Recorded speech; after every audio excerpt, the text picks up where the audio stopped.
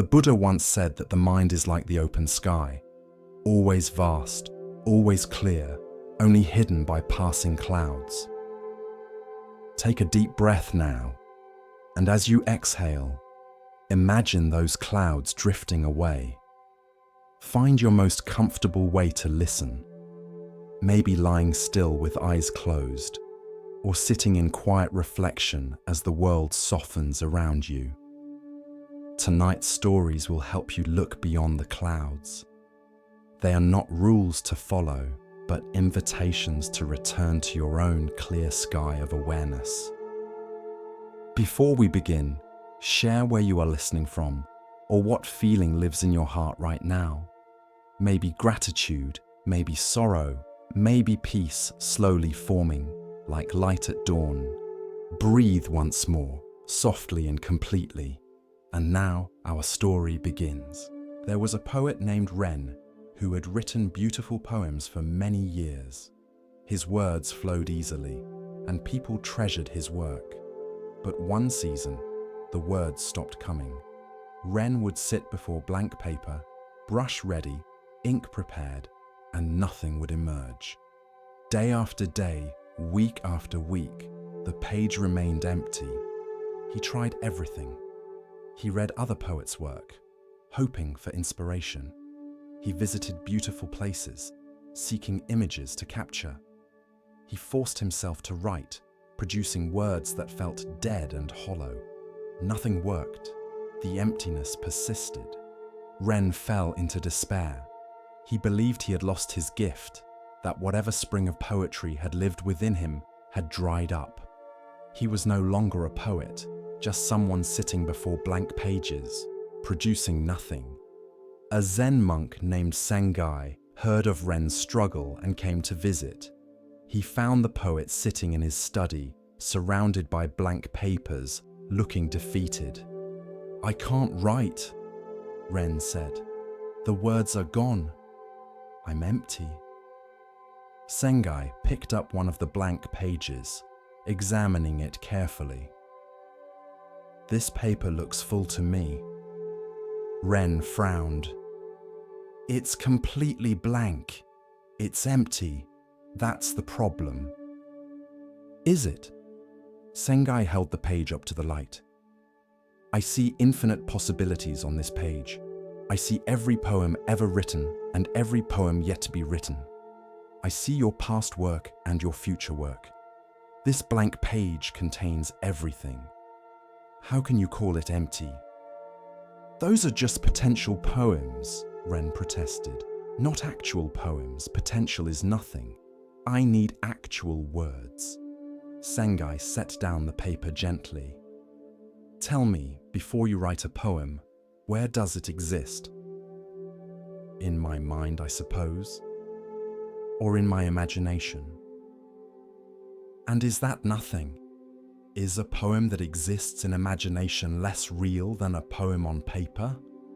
Or is it just a different form of the same thing?" Ren started to answer, then stopped. He wasn't sure. "The blank page is not the absence of poetry," Sengai continued. "It's poetry in its unmanifested form, the silence before the song, the stillness before the dance. You're calling it empty because you can't see it yet. But perhaps it's more full than any written page, because it contains all possibilities rather than one actuality." He moved to the window, looking out at Ren's garden. "In winter, your garden looks dead. Empty. But is it? Or is spring simply waiting, gathering itself, preparing? You wouldn't curse the winter garden for not being summer. You trust that the emptiness is part of the cycle. Why can't you trust that your blank pages are also part of the cycle?" Over the following days, Ren sat with this teaching. Instead of fighting the blankness, trying to force it to become fullness, he simply sat with it. He looked at blank pages not as failures, but as potential. He experienced his internal emptiness not as loss, but as space. And slowly, something shifted. the emptiness began to feel different. Not empty, but full of possibility. Not lacking, but pregnant with what might emerge. He stopped trying to write and simply sat with a blank page, befriending it, accepting it. One morning, without force or effort, words came. Not many, just a few lines, but they felt true in a way his forced writing hadn't. They emerged from the emptiness rather than being imposed upon it. The blank page had given birth naturally, rather than being violated by his demand. Ren's poetry changed after this period. It had more space in it, more silence between words. Critics said it had deepened, become more profound. Ren knew it was because he had learned to value emptiness as much as fullness, to see the blank page not as an enemy, but as a teacher. When young poets came to him struggling with their own blank pages, their own dry periods, Ren would tell them, "Don't curse the emptiness. Don't fight the blank page." Emptiness is not the absence of poetry. It's poetry gathering itself. It's the fullness before it manifests. Trust it. Sit with it. Let it fill you in ways that words never could. The blank page is not nothing. It's everything waiting. Tonight, let yourself be blank. Let your mind be the empty page, not filled with thoughts and plans and worries. Don't see this emptiness as a lack. See it as fullness waiting, as possibility gathering, as the silence before the song. You don't need to fill every moment with content. The empty moments are just as important, just as full in their own way. Rest in emptiness. It's not nothing. It's everything you need, waiting to emerge when the time is right. In a mountain village famous for its textiles, there was a master weaver named Chio who created cloth of extraordinary beauty. Her patterns were intricate, her colors perfectly balanced, her technique flawless. People would travel for days to commission work from her loom, and her pieces hung in the homes of nobles throughout the province. Then, one winter morning, Chio woke to find her hands had stiffened with arthritis. The pain was intense, but worse was the loss of the fine motor control that her craft demanded. She could no longer work the shuttle with her usual precision. The delicate adjustments that created her signature patterns were now impossible. For a weaver, this seemed like a death sentence. Chio's entire identity, her life's work, her purpose, all depended on her hands. Now those hands betrayed her, refusing to do what she commanded. She sat before her loom for hours, weeping, unable to imagine a future without her craft. Days turned to weeks. The loom sat silent. Chio refused visitors, refused commissions, refused to even look at the beautiful threads that had once brought her such joy. Her apprentice, a young woman named Nao, came regularly, begging Chio to teach her, to at least pass on knowledge if she could no longer create. But Chio sent her away each time. "What's the point?" she would say. "Without my hands, I have nothing to teach. I am nothing." One day, Nao arrived with a request that Chio couldn't refuse. A small child from the village was sick, and his mother had asked if Chio might weave even a simple cloth for the child's comfort. "She doesn't expect your fine work," Nao said gently. "She just wants something made by you, even if it's rough. She believes your cloth has healing in it." Chio couldn't say no to a sick child, so she returned to her loom for the first time in months. Her stiff hands struggled with the shuttle. The tension was uneven. The pattern she attempted came out distorted. Everything her hands produced now was clumsy, imperfect, wrong. But she continued, driven by compassion for the child. She created a simple blanket, nothing like her former masterpieces.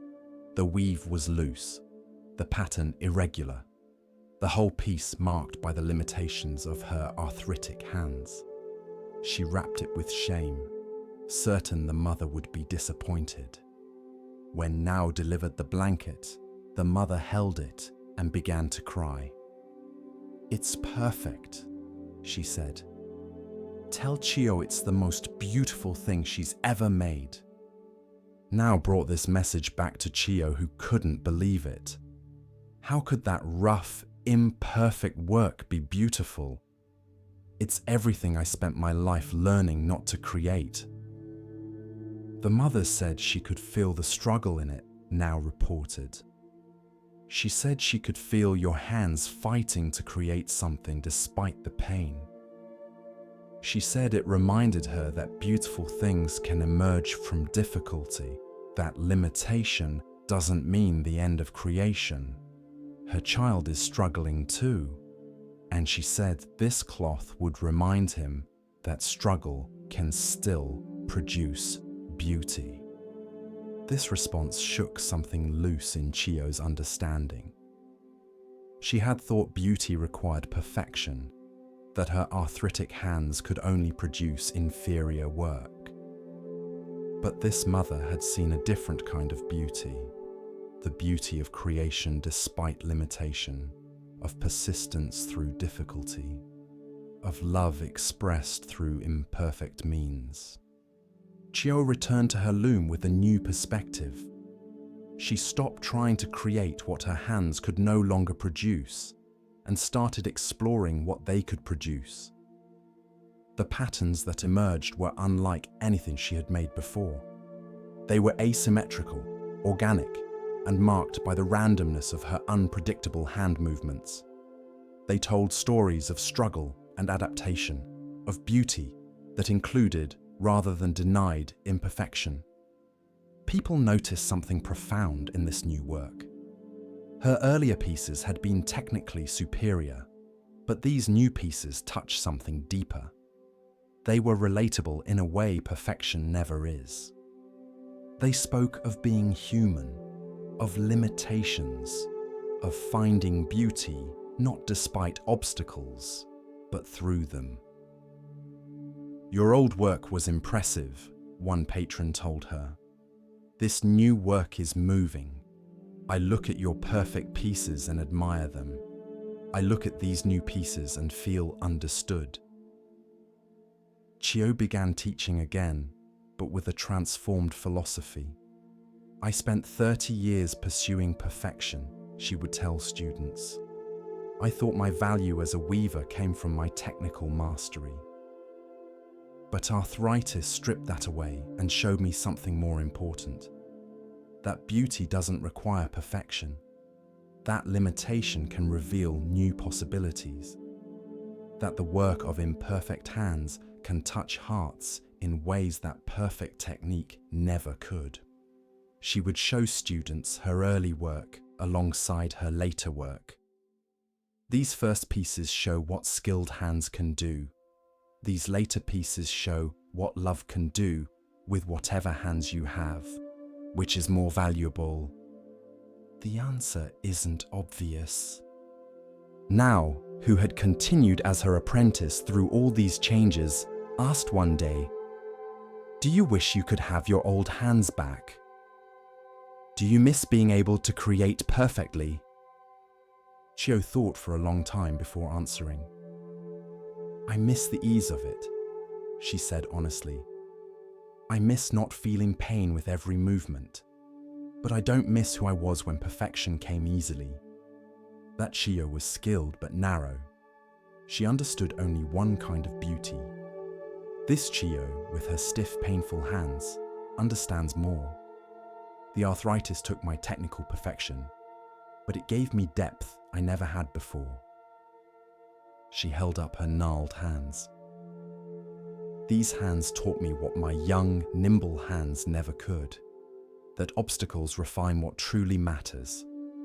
When I could create anything, I created what was impressive. Now that I can only create with difficulty, I create what's true. The limitation stripped away everything superficial and left only what's essential.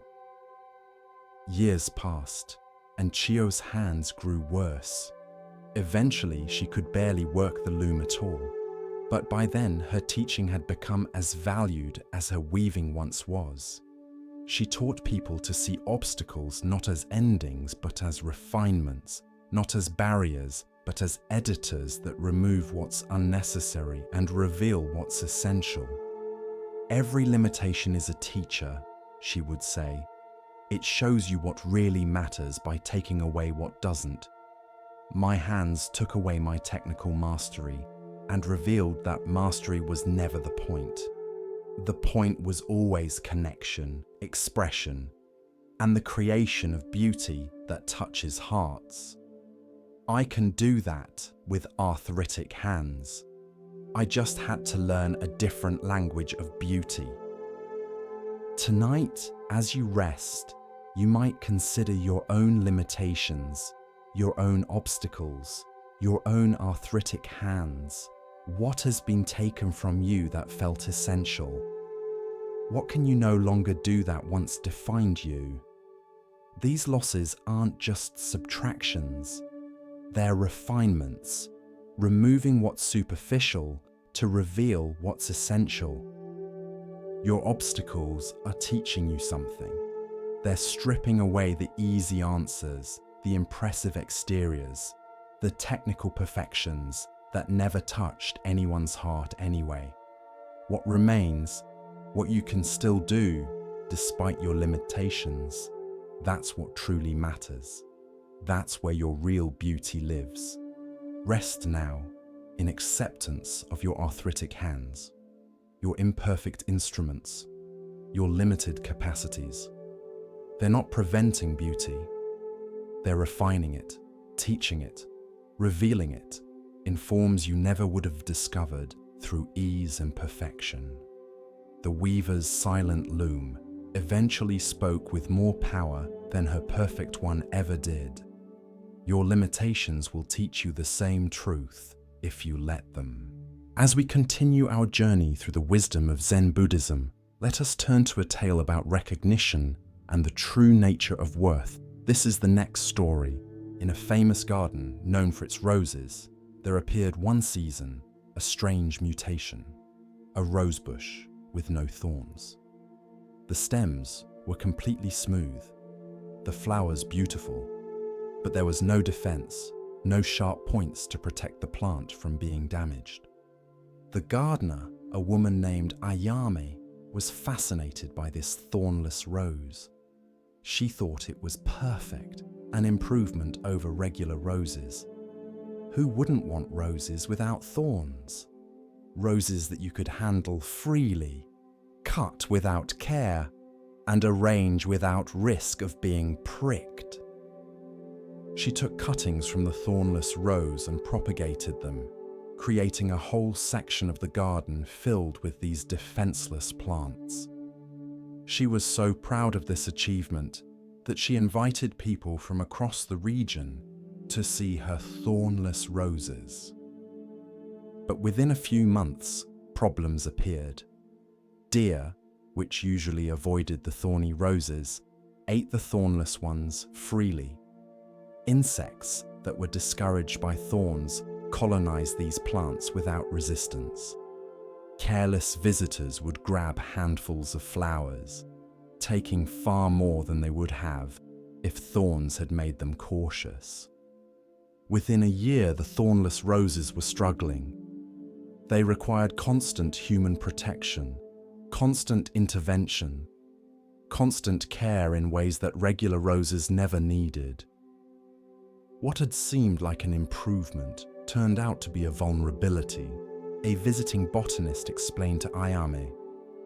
The thorns weren't a flaw in the design. They were part of the wisdom of the design. The rose needs protection because it's beautiful and therefore desirable.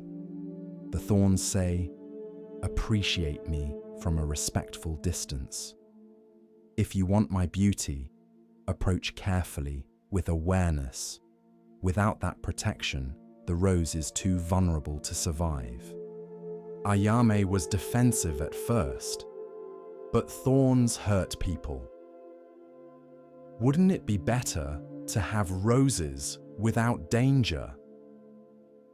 Danger isn't the only reason for boundaries, the botanist replied. The thorns create an appropriate relationship. They don't prevent you from enjoying the rose. They just require you to be careful, to pay attention, to approach with awareness rather than grabbing carelessly. The thornless rose invites carelessness, and carelessness destroys it. Ayame began to see the thornless roses differently. What she had thought was an improvement was actually a mutation that made the plant unable to protect itself, and that inability to protect itself meant the plant couldn't thrive. She noticed similar patterns in human behavior. People who had no boundaries, no ability to say no, no thorns to protect themselves, often ended up depleted and taken advantage of. Like her thornless roses, they needed constant intervention to survive because they couldn't protect themselves naturally. The thorns aren't cruel, she told visitors who still admired the thornless roses. They're wisdom. They're the rose's way of teaching appropriate relationships. Approach with care. Take only what's offered. Respect the boundary between appreciation and consumption. The thornless rose can't teach this lesson, so it gets consumed. She stopped propagating the thornless mutation and let those plants live out their natural lifespan while caring for them extra carefully. When they eventually died, she didn't replace them. Her garden returned to thorny roses that could protect themselves, that invited careful appreciation rather than careless grabbing. Tonight, you might consider your own thorns, the boundaries you felt guilty about, the protections you've thought were unfriendly or unkind, the ways you've learned to say no, to keep an appropriate distance, to require others to approach you with care rather than carelessness. These aren't flaws, they're wisdom. They're what allow you to survive and thrive. Don't apologize for your thorns. They're part of your design, protecting what's most beautiful about you from being carelessly destroyed. In a mountain village, there lived a woman named Sayuri who had a reputation as an oracle. People would travel from distant places to seek her wisdom on important decisions. Should I marry this person? Should I pursue this business opportunity? Should I move to a new city? But Sayuri had an unusual way of responding to questions. She never gave direct answers. Instead, she would reply with more questions. A merchant came to her asking, "Should I invest in this new trade route?" Sayuri replied, "What would make that investment right for you? What would make it wrong? Which outcome could you live with more easily?" The merchant, frustrated, pressed her. "But what do you think I should do?" "Why does my opinion matter more than yours?" Sayuri asked. "You know your circumstances, your resources, your risk tolerance. I don't. How could my answer be better than the answer you would reach by examining your own wisdom?" People found this approach maddening. They wanted clear guidance, definite answers, someone to tell them what to do. Instead, Sayuri gave them questions that turned their attention inward. A young woman came asking whether she should accept a marriage proposal. "The man is suitable," she explained. "My family approves. But I feel uncertain." "What is the uncertainty?" Sayuri asked. "I don't know if I love him enough." "What is enough love for marriage?" Sayuri inquired. "Who defines that measure? And more importantly, what does your uncertainty tell you?"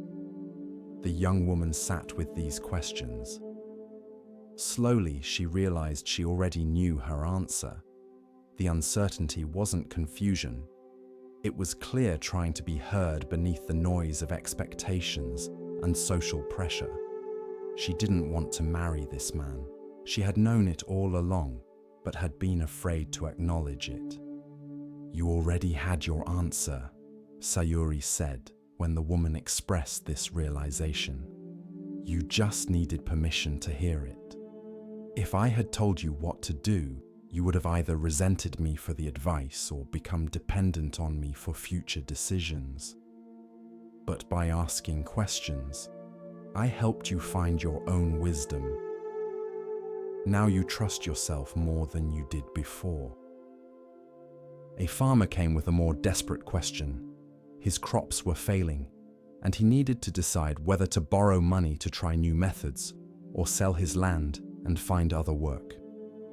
"Please," he begged, "just tell me what to do. I can't decide."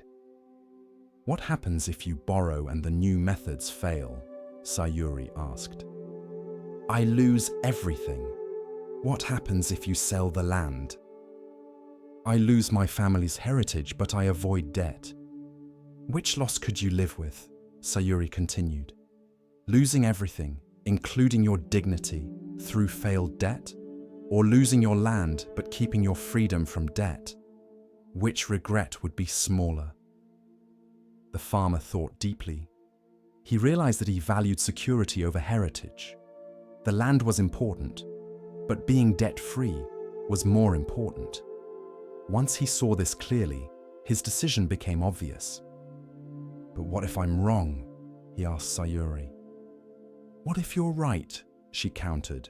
"Why assume the wrong choice is more likely than the right one? And even if you choose poorly, will you learn something? Will you adapt?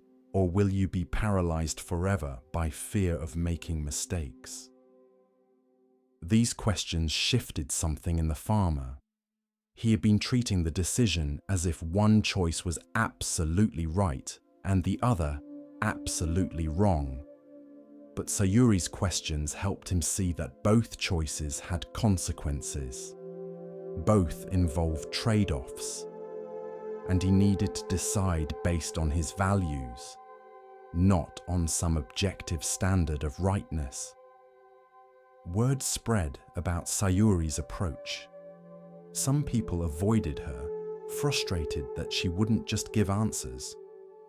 But many sought her out precisely because she didn't. They recognized that her questions were a kind of teaching, helping them develop their own wisdom rather than borrowing hers. A Zen monk visited Sayuri, curious about her method. "You could make a good living telling people what to do," he observed. "They want certainty. They would pay well for it. Why do you refuse to give it?" "Because certainty from outside is false security," Sayuri replied. "If I tell someone what to do and it works out, they credit me and become dependent on me for future decisions. If it doesn't work out, they blame me and still haven't learned to trust themselves. Either way, I've made them weaker, not stronger." She poured tea for them both.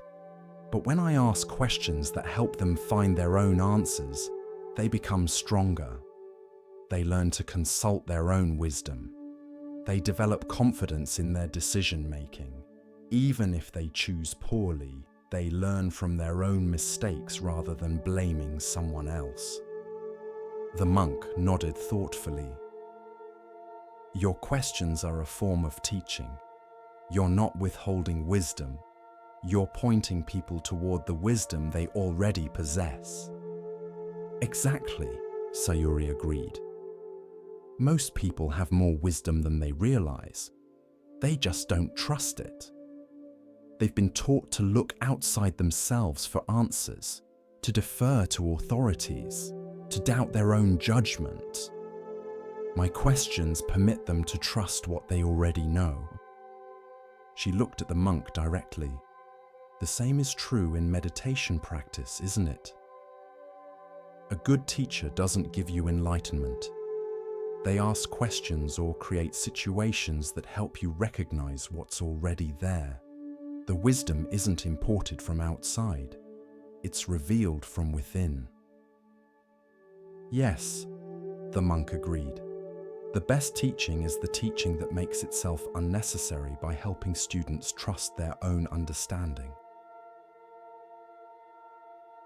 Years passed, and Sayuri grew old. People worried about who would replace her as the village oracle. But Sayuri refused to train a successor. "I haven't been giving answers," she said. "I've been asking questions." Anyone can do that. You don't need a special oracle. You need to practice asking yourselves better questions. She taught the village a method. When facing a decision, ask yourself questions instead of seeking immediate answers. What do I value most in this situation? What outcome could I live with most easily? What does my hesitation tell me? What would I advise a friend in this situation? What do I already know that I'm afraid to acknowledge? These questions, Sayuri explained, are tools for excavating your own wisdom. The answers are already in you. You just need to dig them out from under the layers of fear, expectation, and conditioning. On her deathbed, surrounded by villagers who had come to thank her for her guidance over the years, someone asked, "Sayuri, what is the most important question?" Even then, she smiled and replied with a question. What question would help you most right now? And when you've answered that, what question would help you next? The most important question is always the one that moves you deeper into your own understanding. Tonight, as you rest, what questions might you ask yourself? Not demanding answers, not forcing resolution, just inquiring gently into your own experience. What am I feeling right now? What do I need in this moment? What wisdom am I carrying that I haven't yet listened to? What am I afraid to acknowledge? You don't need someone else's answers. You don't need an oracle or expert to tell you what to do, how to feel, who to be.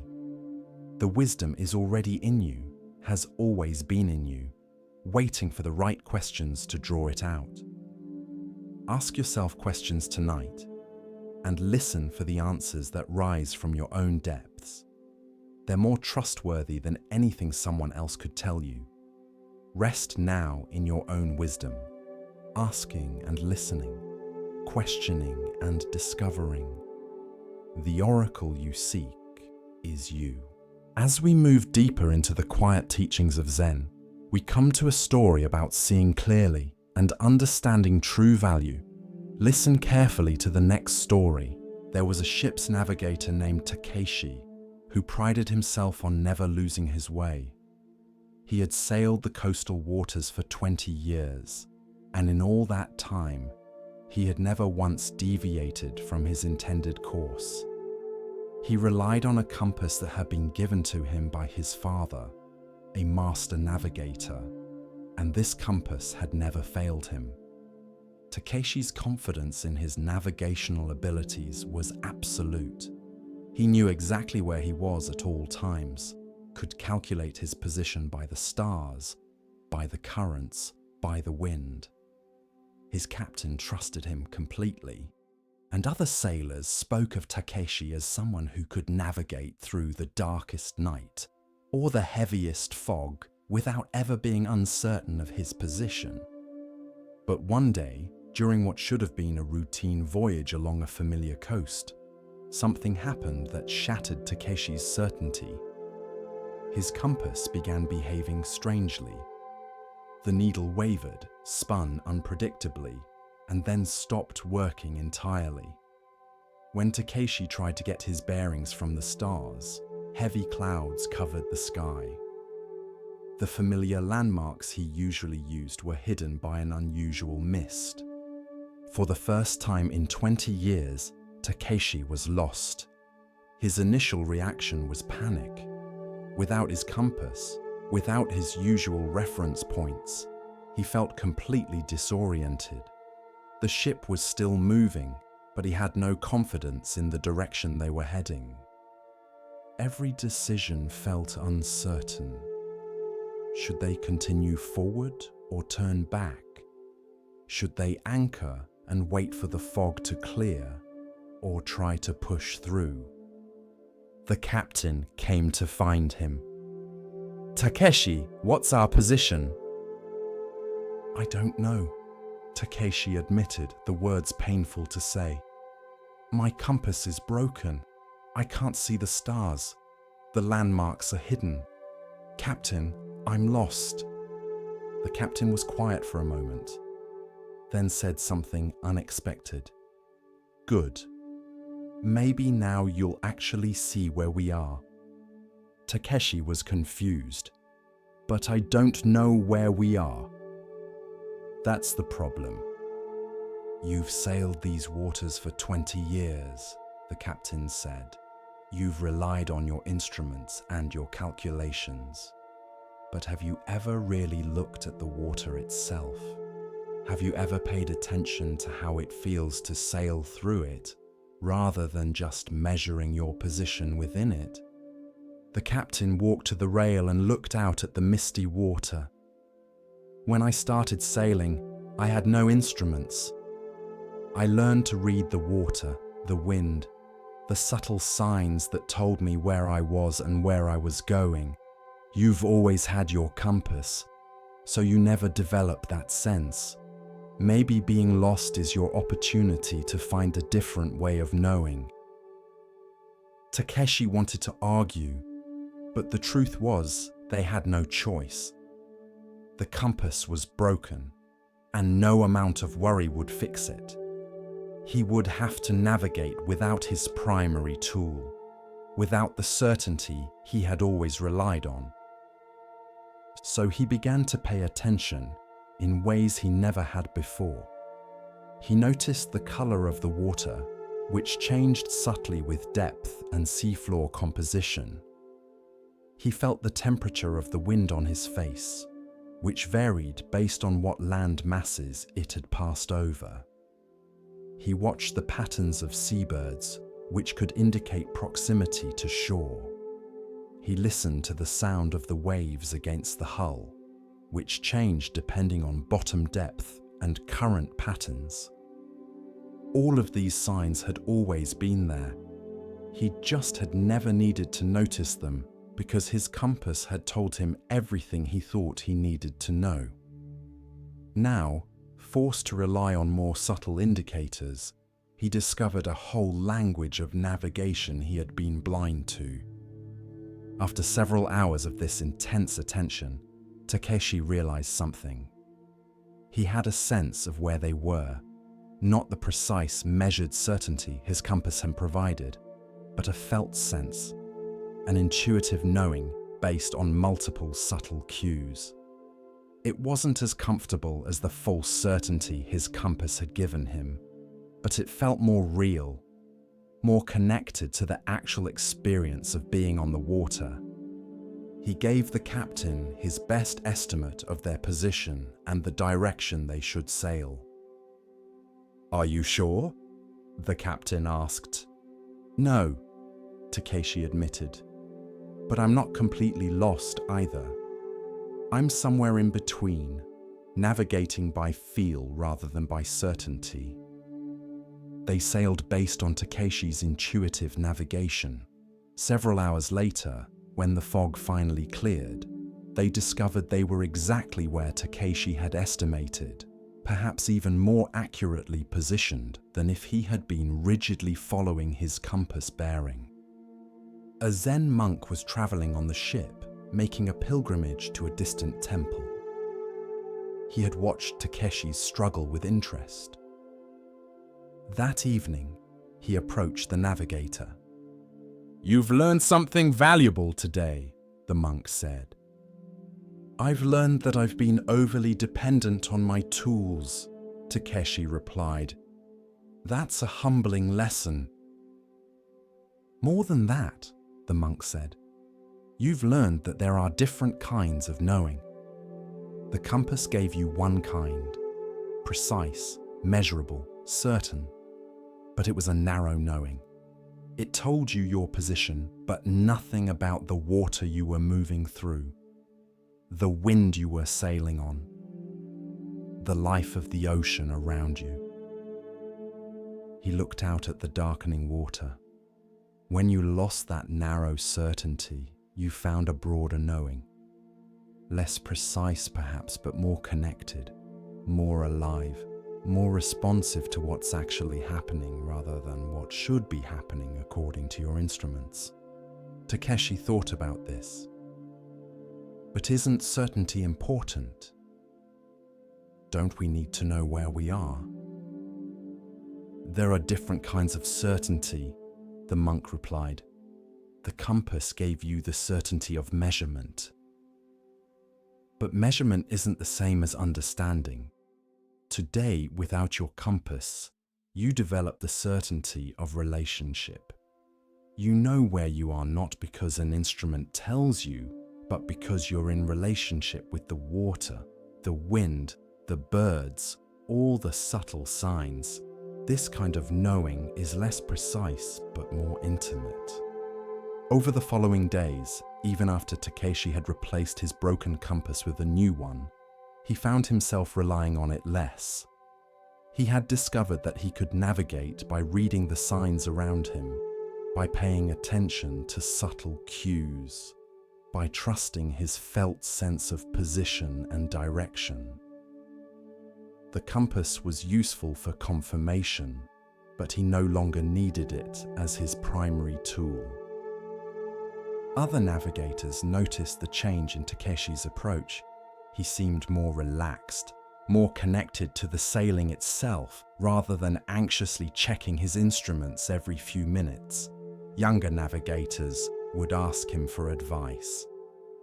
"The most important thing," Takeshi would tell them, "is to not become so dependent on your tools that you lose your own capacity to sense and understand. Tools are useful, compasses are valuable, but if you rely on them exclusively, you become helpless when they fail. And more than that, you miss the actual experience of navigating, of being in relationship with the water you're moving through." He would tell them about the day his compass broke. "I thought I was lost, and in one way I was. I had lost my usual certainty, my measured precision. But in another way, I found something I had been missing for 20 years. I found direct contact with the elements I was navigating through. I found a different kind of knowing that doesn't come from instruments but from attention and relationship." One young navigator asked, "But what if you're wrong? What if you follow your intuition and it leads you astray?" "That can happen," Takeshi admitted, "just as following a compass can lead you astray if the compass is broken or if there's magnetic interference you don't know about. No method is perfect. But when you're navigating by attention and relationship, you notice when things don't feel right. You can adjust. When you're blindly following an instrument, you might sail confidently in the wrong direction without realizing it until it's too late." Years passed, and Takeshi's reputation changed. Instead of being known as the navigator who never lost his way, he became known as the navigator who could find his way even when lost. People understood there was a difference, and the second reputation was actually more valuable. A merchant who hired Takeshi for a difficult voyage once asked him, "What happens if we get lost?" Takeshi smiled. "We probably will get lost at some point. Weather changes, Conditions shift, instruments fail. But being lost isn't the problem. Staying lost is the problem. And I've learned how to find my way even when the usual markers are gone. Being lost has become part of how I navigate, not something I try to prevent at all costs. The voyage was indeed difficult, with unexpected storms and compass problems. But Takeshi navigated through all of it, sometimes with certainty, sometimes with intuition, sometimes acknowledging that he wasn't sure but making his best estimate based on all available information. The ship arrived safely and the merchant was impressed. "You seem comfortable with uncertainty," the merchant observed. "I've learned to be," Takeshi replied. "Certainty is valuable when you can have it, but most of life involves some degree of uncertainty, some degree of not knowing exactly where you are or where you're going.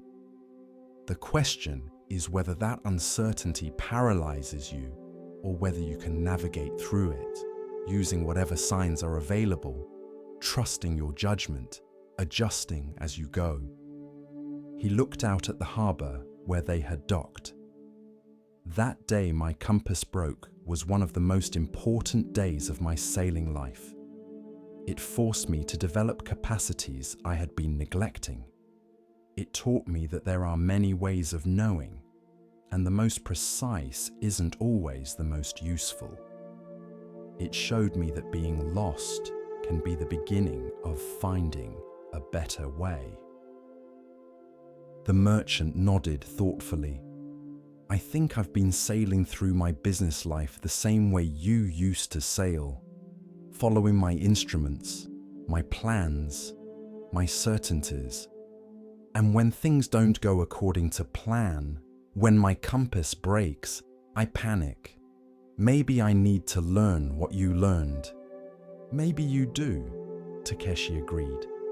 "Maybe we all do. Because life is going to break our compasses. It's going to take away our certainties and our familiar reference points. The question is whether we fall apart when that happens, or whether we discover we have other capacities, other ways of knowing, other methods of finding our way. Tonight, as you rest, you might consider what compasses have broken in your life. What certainties have you lost? What familiar reference points are no longer available? These losses can feel frightening, disorienting, like being lost at sea without navigation tools. But what if being lost isn't the disaster you think it is? What if it's an opportunity to develop new capacities, to discover ways of knowing and navigating that you've been neglecting? What if the broken compass is forcing you to pay attention in new ways, to trust senses you've been ignoring, to find your way through relationship and intuition rather than measurement and certainty? You don't need to know exactly where you are right now. You don't need perfect clarity about your direction. You're not lost in a catastrophic sense. You're just navigating without your usual instruments, which means you have to pay attention more closely, trust yourself more deeply, be more present to subtle signs and signals. Rest in the uncertainty tonight. Let yourself not know. Let yourself be somewhere between lost and found, navigating by feel, trusting that you have capacities beyond your usual tools. The compass will break sometimes. That's not failure.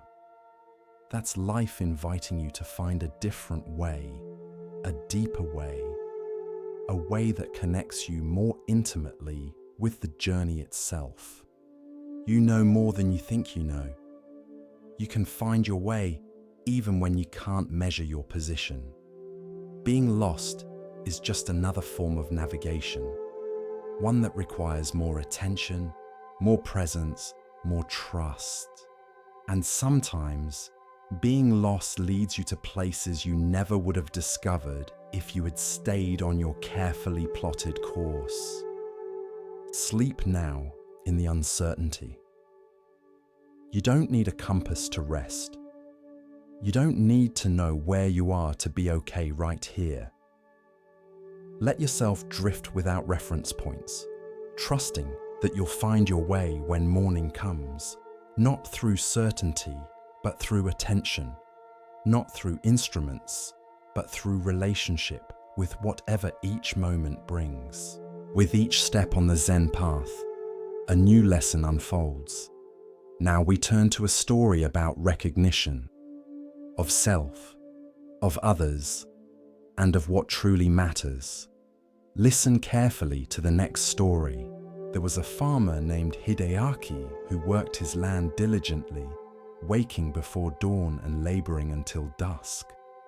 His son, Daichi, seemed to be his opposite, lazy, sleeping late, avoiding hard work whenever possible.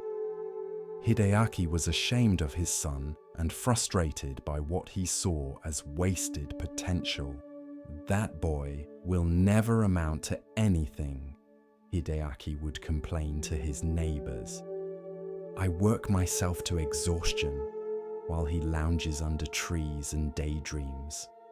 He has no ambition, no drive, no sense of responsibility." The neighbors agreed with Hideaki's assessment. They saw Daichi as a disappointment, a young man who would never succeed because he lacked his father's work ethic. Some pitied Hideaki for having such a lazy son. Others judged Daichi harshly, predicting he would become a burden on his family and community. What no one knew, including Hideaki, was that Daichi spent his time under those trees observing. While appearing to do nothing, he was watching everything. How water moved across the land, which areas stayed moist, and which dried quickly, where wind patterns created microclimates, and how different plants thrived in different locations. Daichi was learning the land in ways his father, focused only on immediate work, never had. While Hideaki fought against the land's natural tendencies, trying to impose his will through hard labor, Daichi was learning to understand the land's own wisdom. One year, a severe drought struck the region. Hideaki worked harder than ever, carrying water to his crops, trying to save them through sheer effort. But most of his crops died anyway, as did the crops of other hard-working farmers. The drought was too severe for labor alone to overcome. But Daichi, who everyone thought was lazy, quietly directed his efforts to the areas of the farm he knew, from his observations, retained moisture longest. He planted drought-resistant varieties in the driest areas. He used the natural wind patterns he had observed to create shade and reduce evaporation. He worked with the land's characteristics rather than against them.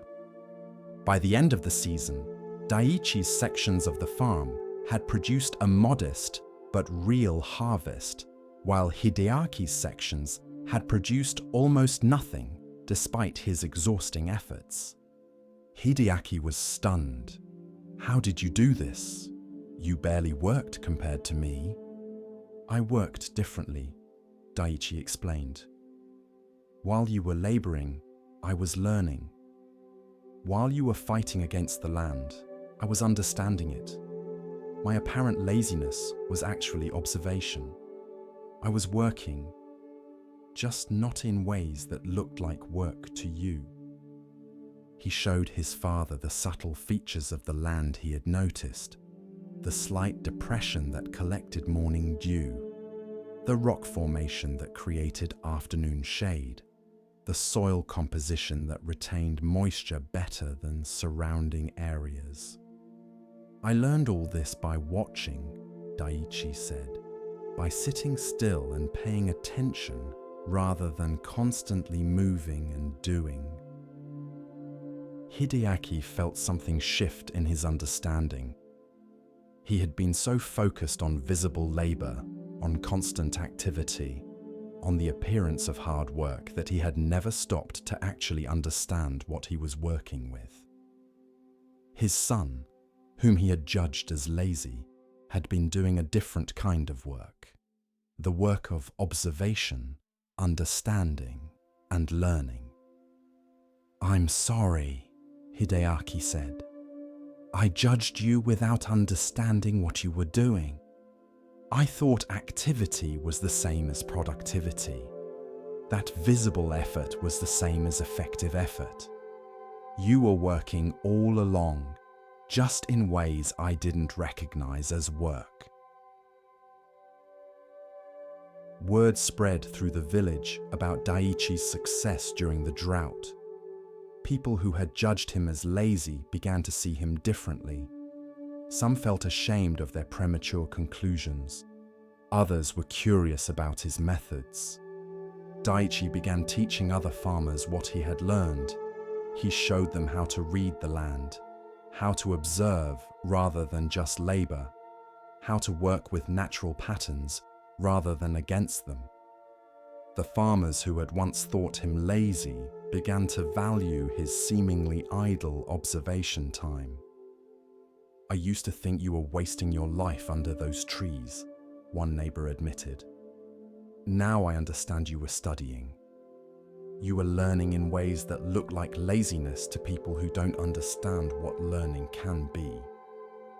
A Zen monk who heard this story visited Daiichi. "You've learned an important lesson that many people never learn," the monk said. "You've learned that judging too quickly, based on appearances and conventional standards, often misses the truth. Your father judged you by how much visible labor you performed, but the quality of your outcomes proved that visible labor isn't the only measure of value." Daiichi nodded. "I learned something else too. I learned that what looks like laziness might be rest, or observation, or a different kind of work, and that what looks like hard work might be an inefficient struggle. Appearances are misleading, outcomes reveal truth." The monk smiled. "Your story reminds people not to judge too harshly or too quickly. The lazy son might be a careful observer. The apparently wasted time might be valuable learning. The story that seems simple at first viewing often has complexity that only reveals itself later." Years passed, and Daiichi became known as a wise farmer, though he still spent time sitting under trees, watching the land. His father, who had once been ashamed of him, now proudly told people, "My son taught me that there are many kinds of work, and the work that looks least like work is sometimes the most valuable." Hideaki learned to balance his own labor with periods of observation. He became a better farmer by incorporating some of his son's apparent laziness, taking time to watch and understand rather than constantly acting. One day, a young person came to Daiichi asking for advice. "My parents think I'm lazy because I spend time reading and thinking instead of working constantly. They say I'll never succeed. What should I do?" Daiichi smiled. "Keep reading and thinking, but also find ways to apply what you learn. Let your outcomes speak for you, not your appearance in the industry. My father thought I was lazy until he saw what I produced. Your parents will understand when they see the fruits of your different kinds of work." He paused, then added, "But also understand their perspective. To someone who values visible labor, observation looks like idleness. To someone who measures worth by constant activity, stillness looks like laziness. Don't judge them for judging you. Just prove through outcomes that your way has value too."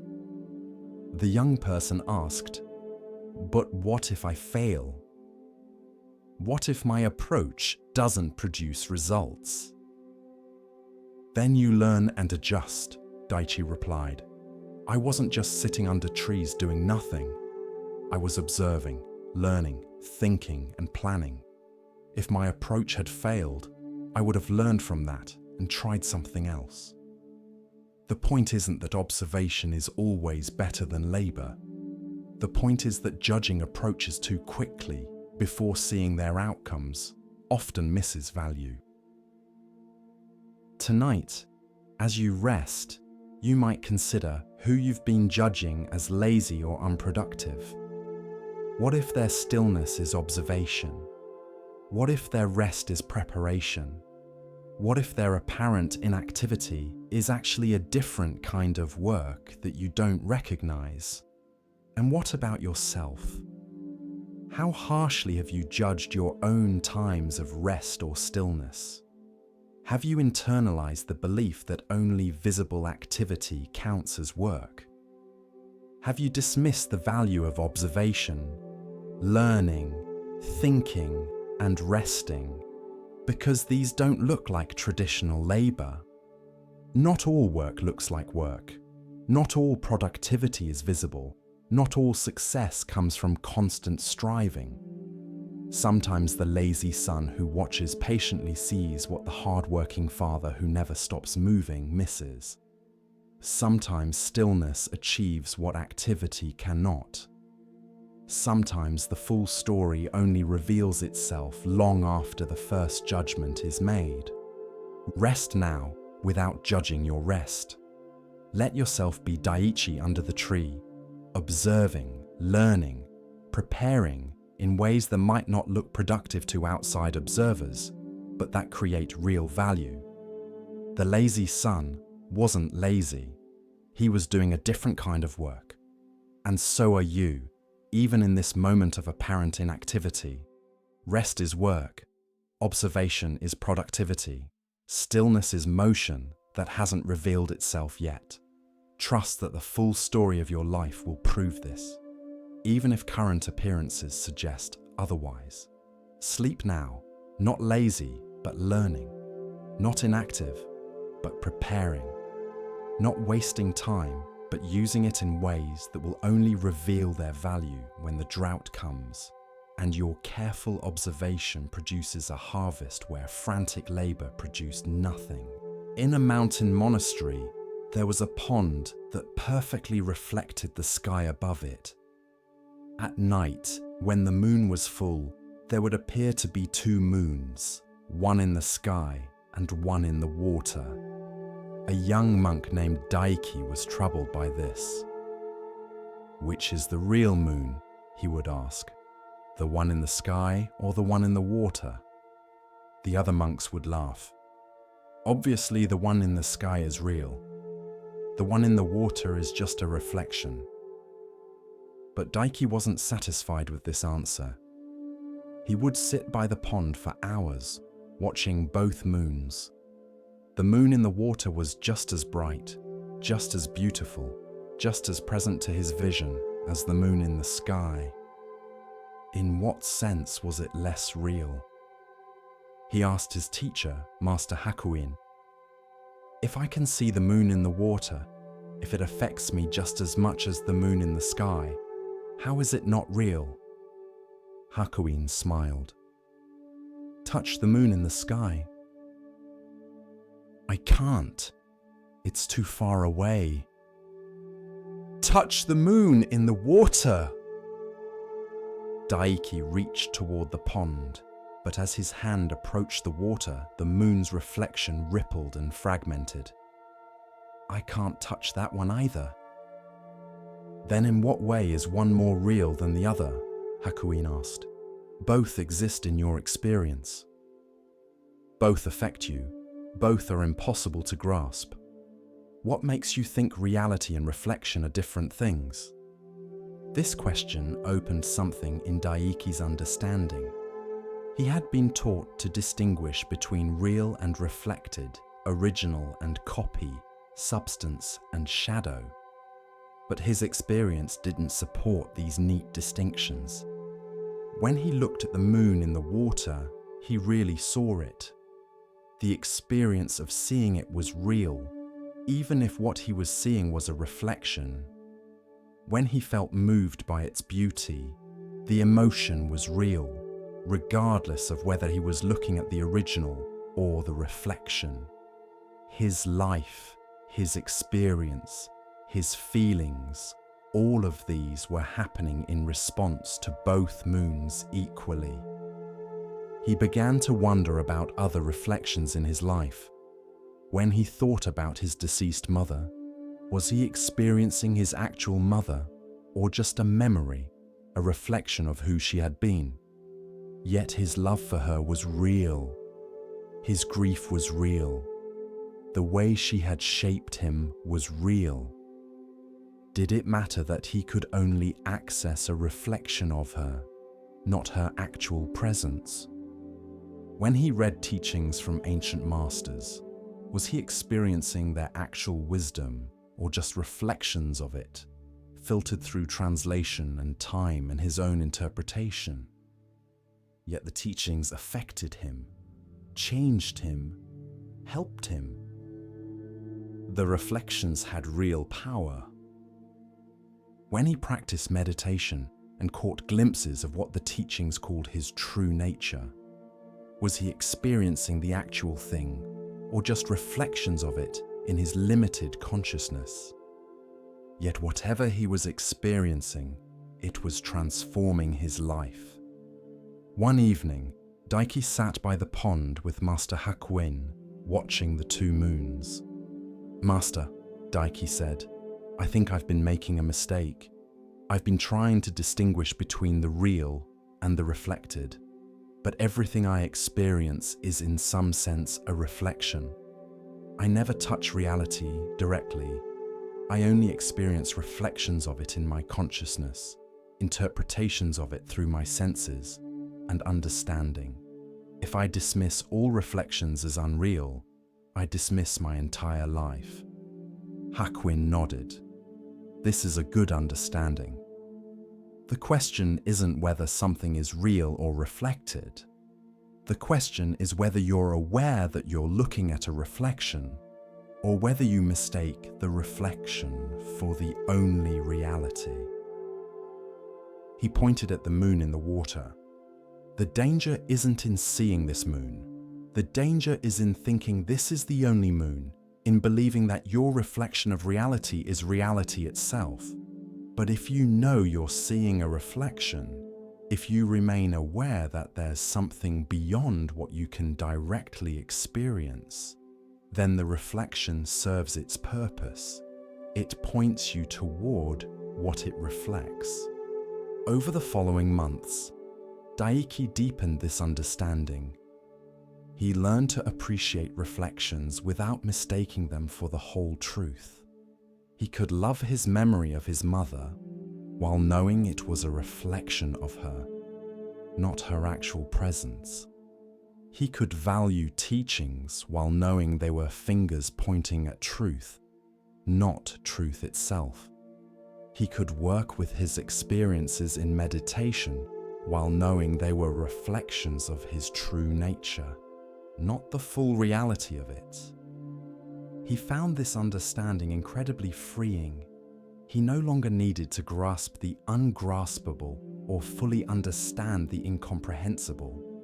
He could work with reflections, learn from them, be transformed by them, without needing them to be more than what they were. One day, a new student came to the monastery and asked Daiki the same question he had once asked. "Which moon is real? The one in the sky, or the one in the water?" Daiki smiled, remembering his own confusion.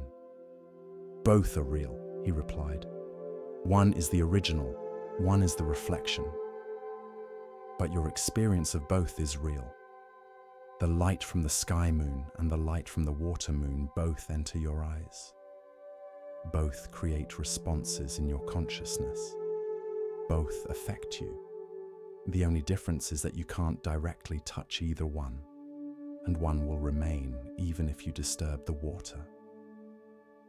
He looked at the two moons thoughtfully.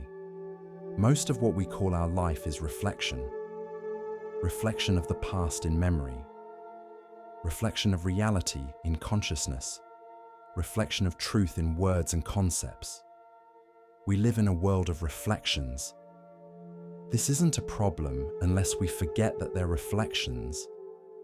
Then we start fighting about whose reflection is most accurate, claiming our interpretation is the only real one, trying to grasp what can't be grasped.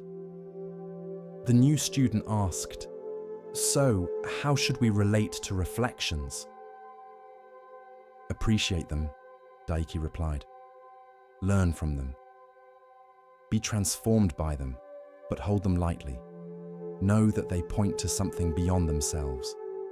The moon in the water shows you where to look for the moon in the sky. Your experiences point you toward the truth beyond experience. Your understanding reflects reality, but isn't identical to reality. This awareness keeps you humble and keeps you seeking." Years later, when Daiki became a teacher, he would often bring students to the pond on full moon nights. He would have them look at both moons and ask, "Which is real?" Some students would confidently say the sky moon was real and the water moon was just a reflection. Daiki would ask them, "Then why can you see them both equally well? Why does the water moon move you just as much as the sky moon?" Other students, trying to be clever, would say both were real. Daiki would ask them, "Then why does one remain when you throw a stone in the water and the other doesn't?" A few students would grow quiet, realizing the question itself was based on assumptions that didn't hold up under examination. These were the students Daiki knew were ready for deeper teaching.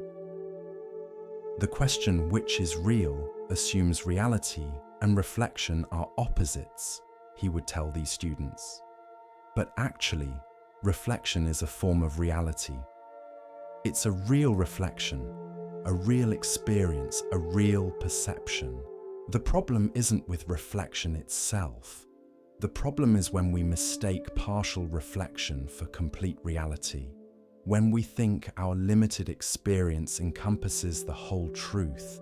When we cling to our interpretations as if they were the things themselves. He would point at the two moons. Your life is like looking at these moons. You're always experiencing reflections, never the thing itself. You reflect reality through your senses, your consciousness, your understanding.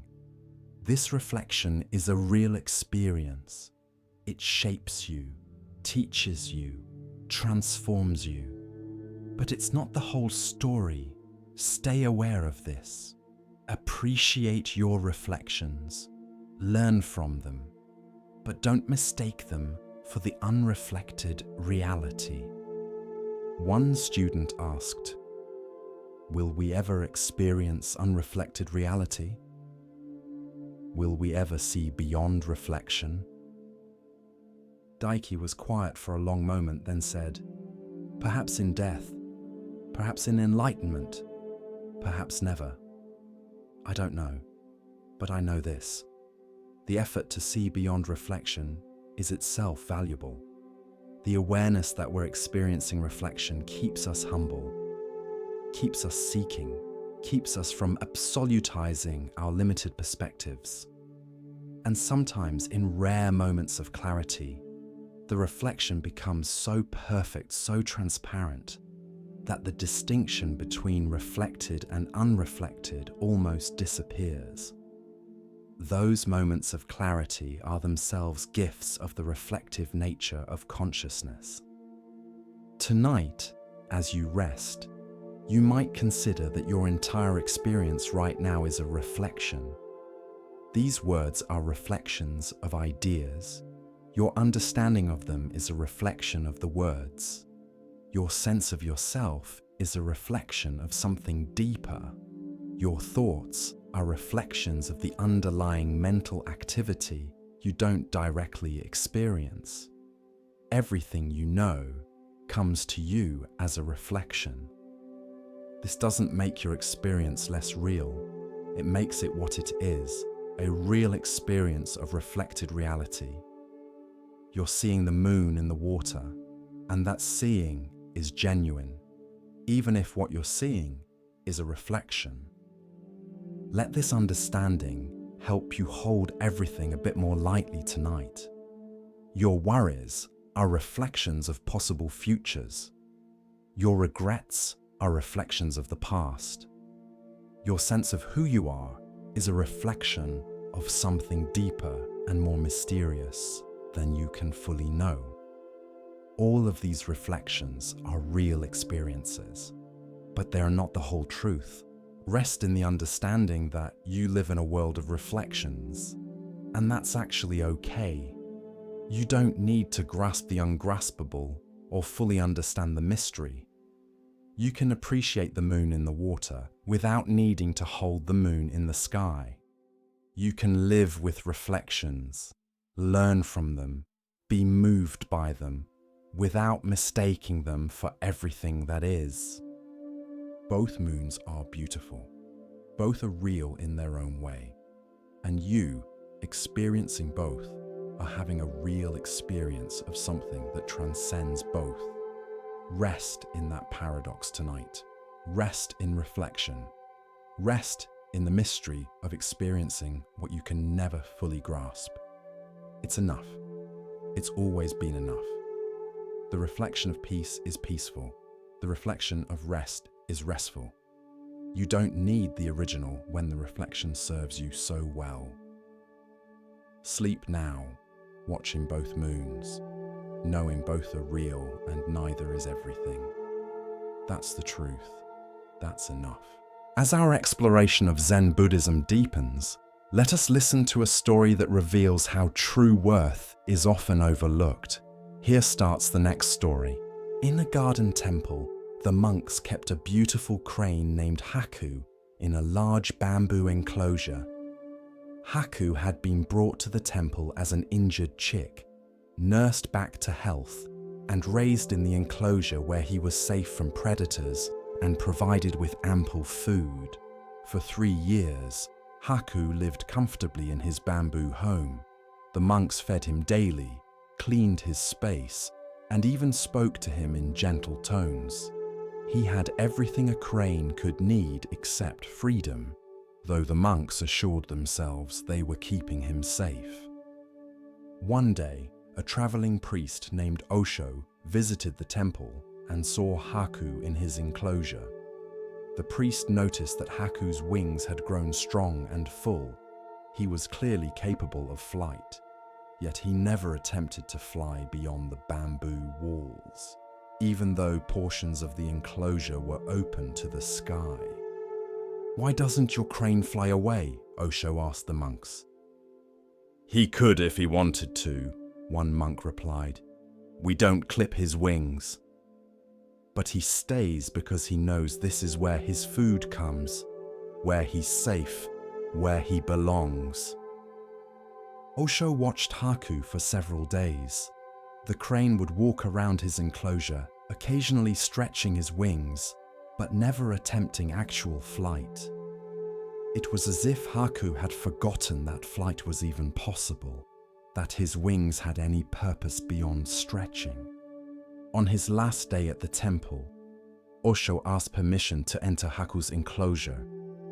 He approached the crane slowly, then suddenly clapped his hands and shouted, startling Haku into the air. The crane's wings opened instinctively, and for a moment, Haku was flying, truly flying, circling above the enclosure in surprise. But after only 2 circles, Haku landed back in his familiar corner, as if the brief flight had frightened rather than thrilled him. He settled back into his routine immediately, walking the same worn paths he always walked. The monks were angry. "You scared him! You could have hurt him!" I showed him he could fly, Osho replied calmly, but he chose to land. That choice tells me something important. Your crane is imprisoned not by bamboo walls, but by comfort. He could leave any time, but he won't, because the enclosure has become more familiar than freedom. He looked at the monks gathered around him. And before you judge Haku too harshly, ask yourselves, how are you different?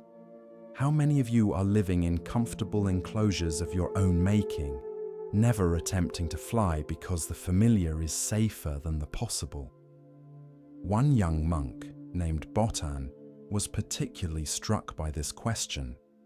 He realized he had been at the temple for 5 years, had taken preliminary vows, but had never fully committed to the monastic life. He was comfortable in this in-between state, receiving the structure and security of monastery life without the full commitment it demanded. Like Haku, he had wings he never used. After Osho left, Botan couldn't stop thinking about the crane. He began to see Haku differently, not as a bird being kept safe, but as a bird being kept comfortable in a cage he could leave any time. And he began to see himself the same way. He started paying attention to all the ways the monastery had become his comfortable enclosure. He knew when every meal would come. He knew exactly what each day would bring. He had routines that felt safe, relationships that felt predictable, a life that felt controlled. And he realized this comfort was preventing him from attempting the flight that monastic life was actually meant to enable. The leap into full commitment, into genuine spiritual practice, into the risk and uncertainty that real transformation requires. I've been living like Haku, Botan confessed to the abbot, safe and comfortable, but not really alive. Not really practicing, just walking the same familiar paths day after day. The abbot, who'd been troubled by Osho's words about the crane, nodded. You're not alone. Many of us have made the monastery into a comfortable cage rather than a launching place. We've mistaken security for wisdom, routine for practice, comfort for peace. He gestured toward Haku's enclosure. The priest was right to startle the crane into flight, not to frighten him, but to remind him what his wings were for. Perhaps we all need to be startled sometimes, reminded that we have wings we're not using, capabilities we're not exercising, flights we're not attempting, because the ground feels safer. The monks began to look at their own lives with new eyes. They noticed patterns of comfortable avoidance, ways they stayed safely within self-imposed limits, flights they could attempt but didn't. The monastery, meant to be a place of transformation, had become for many a place of comfortable stagnation. Gradually, changes began to happen. Monks who had been avoiding difficult practices began to attempt them. Commitments that had been postponed were made. Risks that had seemed too frightening were taken. Not everyone changed. Some preferred the comfortable enclosure, but many discovered they had wings they had forgotten about. As for Haku, the monks began to encourage him to fly, taking him to open areas and gently startling him into the air. At first, he would fly only briefly before landing back in familiar territory, but eventually, his flights grew longer. One day, Haku flew beyond the temple grounds entirely and didn't return. The monks felt both loss and joy. They had loved having Haku, but they recognized that keeping him comfortable had been keeping him caged. Setting him free, truly free, not just free within limits, was the compassionate thing, even though it meant losing him. Botan, watching Haku disappear into the distance, felt inspired. If a crane can remember how to fly after 3 years of comfortable captivity, then surely I can remember what I came here to do. I've been in my bamboo enclosure long enough. He took his final vows that week, fully committing to monastic life. It was terrifying in a way his comfortable half-commitment had never been. But it was also exhilarating, like stretching wings he had forgotten he possessed. Years later, when Botan had become a teacher, he would often tell the story of Haku the crane. "We all build comfortable enclosures," he would say. "Relationships that feel safe but limit growth. Jobs that provide security but prevent exploration. Routines that feel comforting but cage us. The bamboo walls look like protection, but they're actually prevention, preventing us from discovering what we're capable of, from attempting flights we were made for." Students would ask, "But how do we know when comfort has become a cage? When should we leave the enclosure?" "When you're walking the same paths day after day without growth," Botan would reply. "When you've stopped even looking at the sky. When you've forgotten you have wings. When the thought of flying fills you with fear rather than excitement. These are signs that comfort has become captivity, that the safe enclosure has become a prison you don't recognize as a prison because it's comfortable." He would pause, then add, "The tragedy isn't being in the enclosure. The tragedy is forgetting you can leave, forgetting you were made for flight, forgetting that your wings have purpose beyond stretching."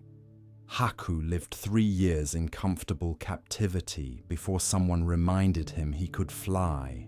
How many years will you live in yours before you remember? Tonight, as you rest, you might consider your own bamboo enclosure. What comfortable cage have you built for yourself? What safe patterns have you established that prevent growth? What flights are you not attempting because staying grounded feels safer? You have wings.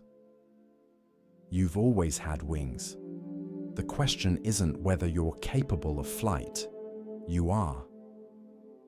The question is whether you've become so comfortable with the ground that you've forgotten that the sky is where you belong. Whether the bamboo enclosure feels so safe that you've stopped noticing it's still an enclosure. Rest tonight with this awareness. Tomorrow, you could fly. You could attempt something that terrifies you. You could leave the comfortable patterns and risk the unknown. You could stretch your wings, not just as exercise, but as preparation for actual flight. The cage isn't locked. It never was. You've just been comfortable enough that you forgot to try the door. Sleep now and dream of flying. Let some part of you remember what your wings are for. And when you wake, maybe, just maybe, you'll be ready to find out what happens when you actually use them. In a town known for its elaborate storytelling tradition, there arrived a performer who couldn't speak. Her name was Yuki, and she had lost her voice to an illness years before. Despite this, she claimed to be a storyteller, which puzzled the townspeople. How could someone without a voice tell stories? The town's master storyteller, a man named Jiro, who was famous for his eloquent speech and powerful voice, was particularly skeptical. "Storytelling is about words," he said dismissively. "Without words, you have nothing. You're not a storyteller, you're just a mime." But the town's curiosity was strong enough that they allowed Yuki to perform one evening in the town square. Jiro attended, expecting to prove his point about the necessity of words. Yuki stepped onto the platform, wearing simple clothes, carrying no props. She stood in silence for a long moment, then began to move. Her movements were subtle at first, just small shifts in posture, gentle expressions crossing her face. But gradually, through gesture, expression, and presence, a story began to emerge. Without a single word, she conveyed a tale of loss and discovery. Her body became a person grieving, and everyone watching felt the grief. Her face showed the journey from despair to hope, and the audience traveled that journey with her. Her hands painted images in the air that everyone could see, even though nothing visible was there. The story lasted perhaps 20 minutes. When it ended, Yuki simply bowed and left the platform. The audience sat in stunned silence, many with tears running down their faces. Jiro, the master storyteller, was shaken. He had told thousands of stories in his career, using all his skill with words, all his vocal techniques. But he had never moved an audience the way Yuki just had, without saying anything at all. He approached her later. "I don't understand. How did you do that? Without words, how did you communicate so much?" Yuki took out a small board she used for writing and wrote, "Words point to truth, but words are not truth itself. I cannot use words, so I must speak the truth directly. My presence must communicate what my voice cannot."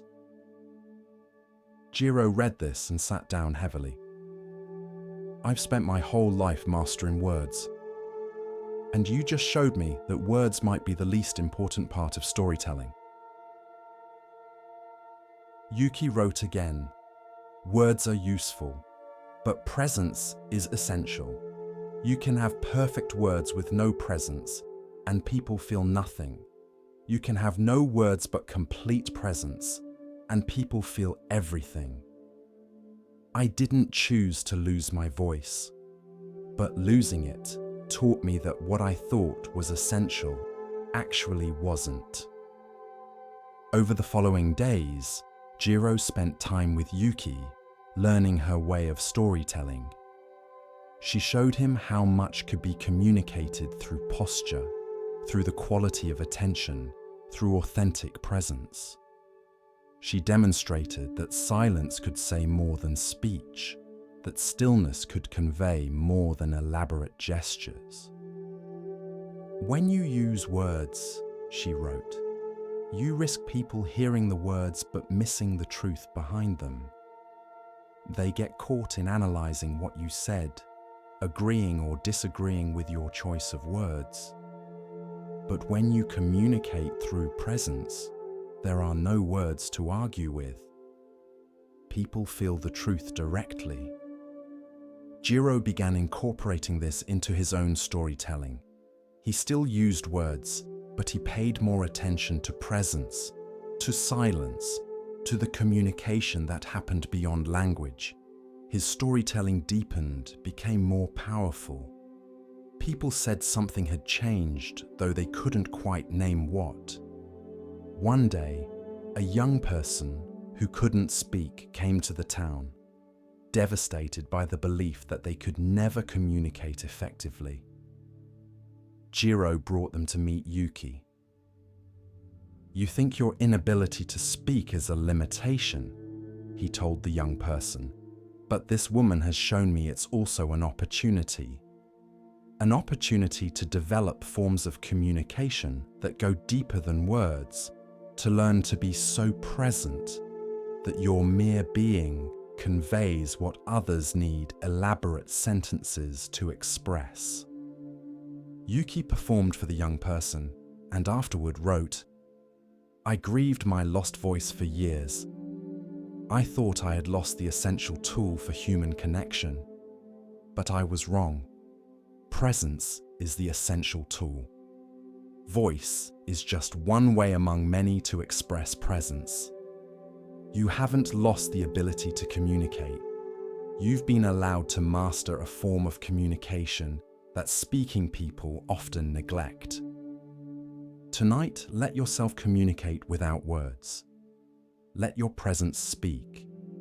In the silence of rest, convey to yourself and to the universe whatever needs to be said, without saying anything at all. Words are useful, but they're not essential. Presence is essential, and your presence right now, silent and still, communicates everything that needs to be communicated. You don't need to say anything. You don't need to explain or describe or articulate. Just be here, fully present, and let that presence be the story that's being told tonight. Continuing along the path of Zen insight, we pause now to hear a teaching about perception and hidden value. Listen carefully to the next story. In a coastal village where dangerous rocks lurked beneath the waves, there stood a lighthouse that had saved countless ships from destruction. The lighthouse keeper was a man named Tomo, who had tended the light faithfully for 20 years, never missing a night, never letting the beacon fail. Tomo took great pride in his work. Each evening as he lit the lamp, he would think about the ships that would see his light and know where the safe passage lay. He imagined grateful sailors steering clear of the rocks because of his vigilance. His purpose was clear, his contribution visible, his worth measured in ships that arrived safely rather than wrecking on the shore. But then came a period in Tomo's life when everything fell apart. His wife died after a long illness. His adult son, with whom he'd been close, moved to a distant city and rarely wrote. His closest friend in the village passed away suddenly. Within the span of 6 months, Tomo lost everyone who mattered most to him. He fell into a deep despair. He no longer felt the satisfaction he once had in his work. The lighthouse seemed meaningless, his life empty, his purpose hollow. He felt lost, as if he were stumbling through darkness with no light to guide him, no sense of direction, no hope that things would improve. Yet, despite his inner darkness, Tomo continued to light the lighthouse every night. It was a habit, a duty, the automatic continuation of what he had always done. But there was no joy in it anymore, no sense of meaning. He lit the lamp because that's what lighthouse keepers do, not because he felt it mattered. He would stand in the lamp room at night, watching the light sweep across the dark water, and think, I'm supposed to be the one providing light, but I'm drowning in darkness. I'm supposed to guide others to safety, but I'm completely lost in myself. What right do I have to stand here pretending to know the way when I can't find my own path? One stormy night, as Tomo stood in the lamp room feeling particularly hopeless, there was a knock at the lighthouse door. He descended to find a sailor, soaking wet, nearly hypothermic, who had been thrown from his ship when a wave swept over the deck. I saw your light, the sailor gasped as Tomo pulled him inside. I was in the water, being pulled toward the rocks. I thought I was going to die. Then I saw your light, and I swam toward it. Your light saved my life. Tomo brought the man warm clothes, hot tea, and blankets. As the sailor recovered by the fire, he kept repeating his gratitude. If your light hadn't been there, I would have been smashed against the rocks. I couldn't see anything else, but I could see your light. It showed me which way to swim.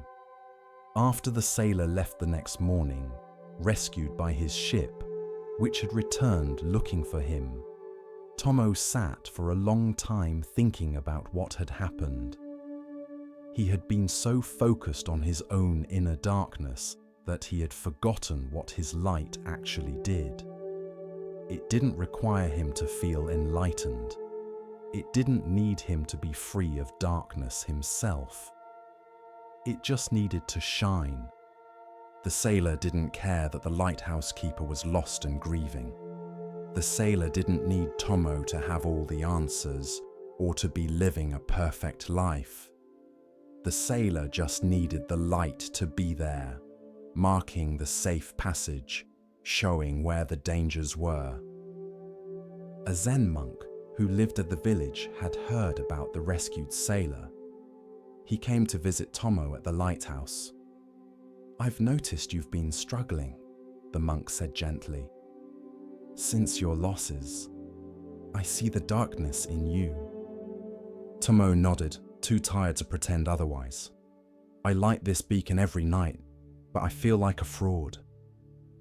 How can I guide others when I'm lost myself? How can I provide light when I'm full of darkness?" The monk looked up at the lamp tower. "Does the lighthouse need to understand navigation to be useful? Does it need to have sailed all the seas to show where the rocks are? Does it need to feel happy and fulfilled to save lives?" "No," Tomo admitted. "It just needs to shine." "Exactly," the monk said.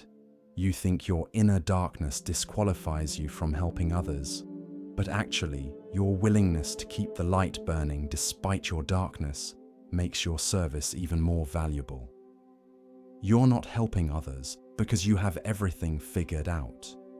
You're helping them because you do what needs to be done, regardless of how you feel." He touched Tomo's shoulder.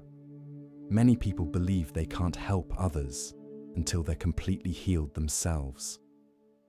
Until they've solved all their problems, found all their answers, achieved enlightenment or happiness or wholeness.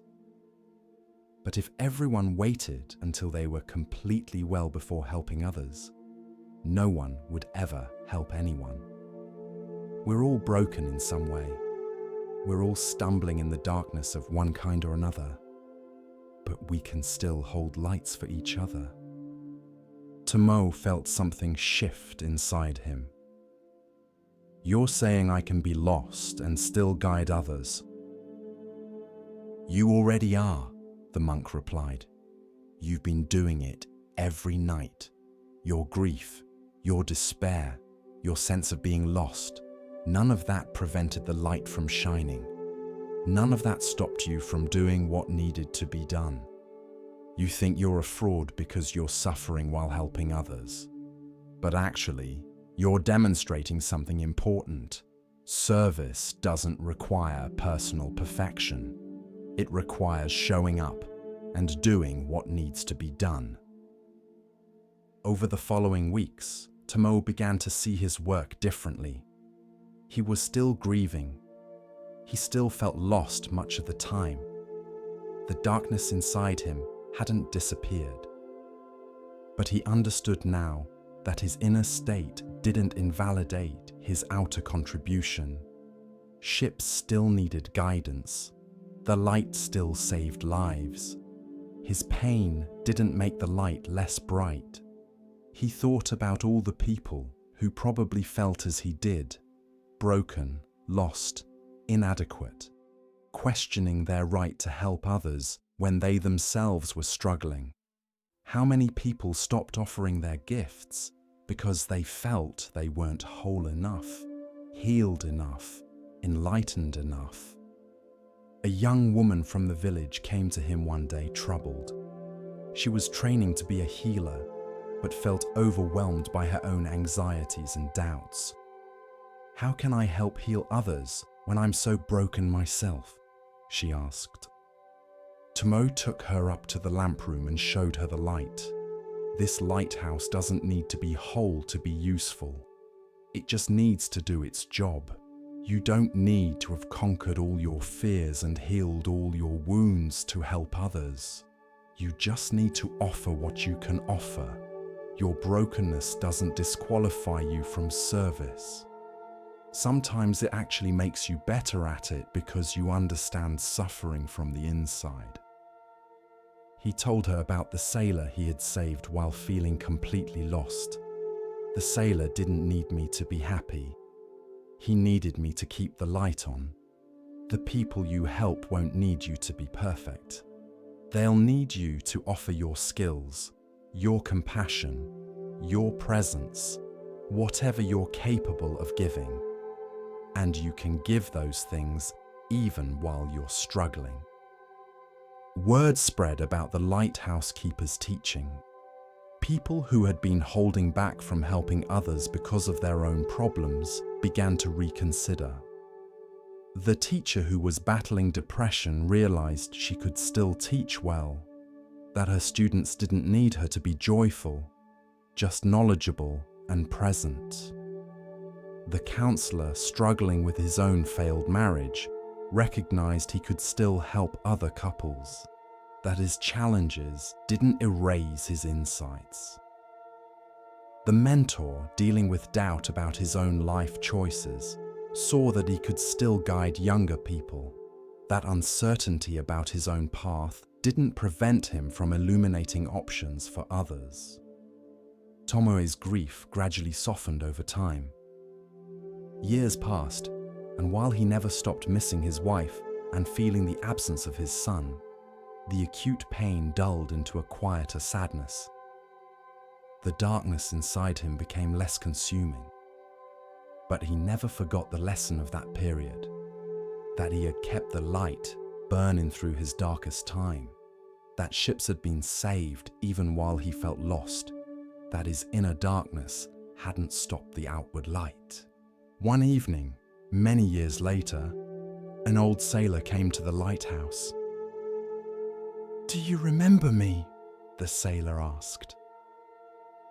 "You saved my life 20 years ago. I was thrown overboard in a storm. I saw your light and swam to it." Tomoe did remember. That was the night I needed most to know that what I was doing mattered. "Well, it mattered," the sailor said. "I went on to have a family. 3 children, 7 grandchildren now. All of them exist because you kept that light burning. And you know what I learned that night? I learned that when you're drowning in darkness, you don't need someone who has all the answers. You just need someone who's holding a light, even if they're struggling to hold it, even if they're not sure why they're bothering. You just need the light. It doesn't matter if the keeper is lost. It matters that the light is there." Tonight, as you rest, you might consider what lights you've been withholding because you feel too broken to offer them. What help have you refused to give because you don't feel qualified, whole, or enlightened enough? What guidance have you withheld because you yourself feel lost? You don't need to have everything figured out to help someone else. You don't need to be healed completely to offer healing. You don't need to be free of darkness to hold light for others. The lighthouse keeper's inner darkness didn't stop ships from being saved. Your inner struggles don't invalidate the contribution you can make. Keep your light burning, even in your dark nights. Not because you're perfect, but because someone out there is swimming in darkness toward whatever light they can find. Your light might be the one that saves them. And it doesn't matter that you feel lost. It only matters that you're still showing up, still doing what you can do, still offering what you can offer. Rest now in the understanding that you can be broken and still be useful, lost and still guide others, full of darkness and still provides light. The lighthouse doesn't need to understand the journey to mark the safe passage. It just needs to keep shining. So do you. Your inner darkness doesn't disqualify you from helping others. Sometimes it's what qualifies you most. because you understand what it's like to need a light in the darkness. Sleep now, lighthouse keeper, knowing that even in your darkest nights, your light has been saving lives. It always has been. It always will be. In a coastal city, there lived a renowned mapmaker named Genji, who had charted more territory than any cartographer of his generation. His maps were detailed, accurate, and highly sought after by merchants, explorers, and military leaders. Every island, every coastline, every mountain range he documented was rendered with precision.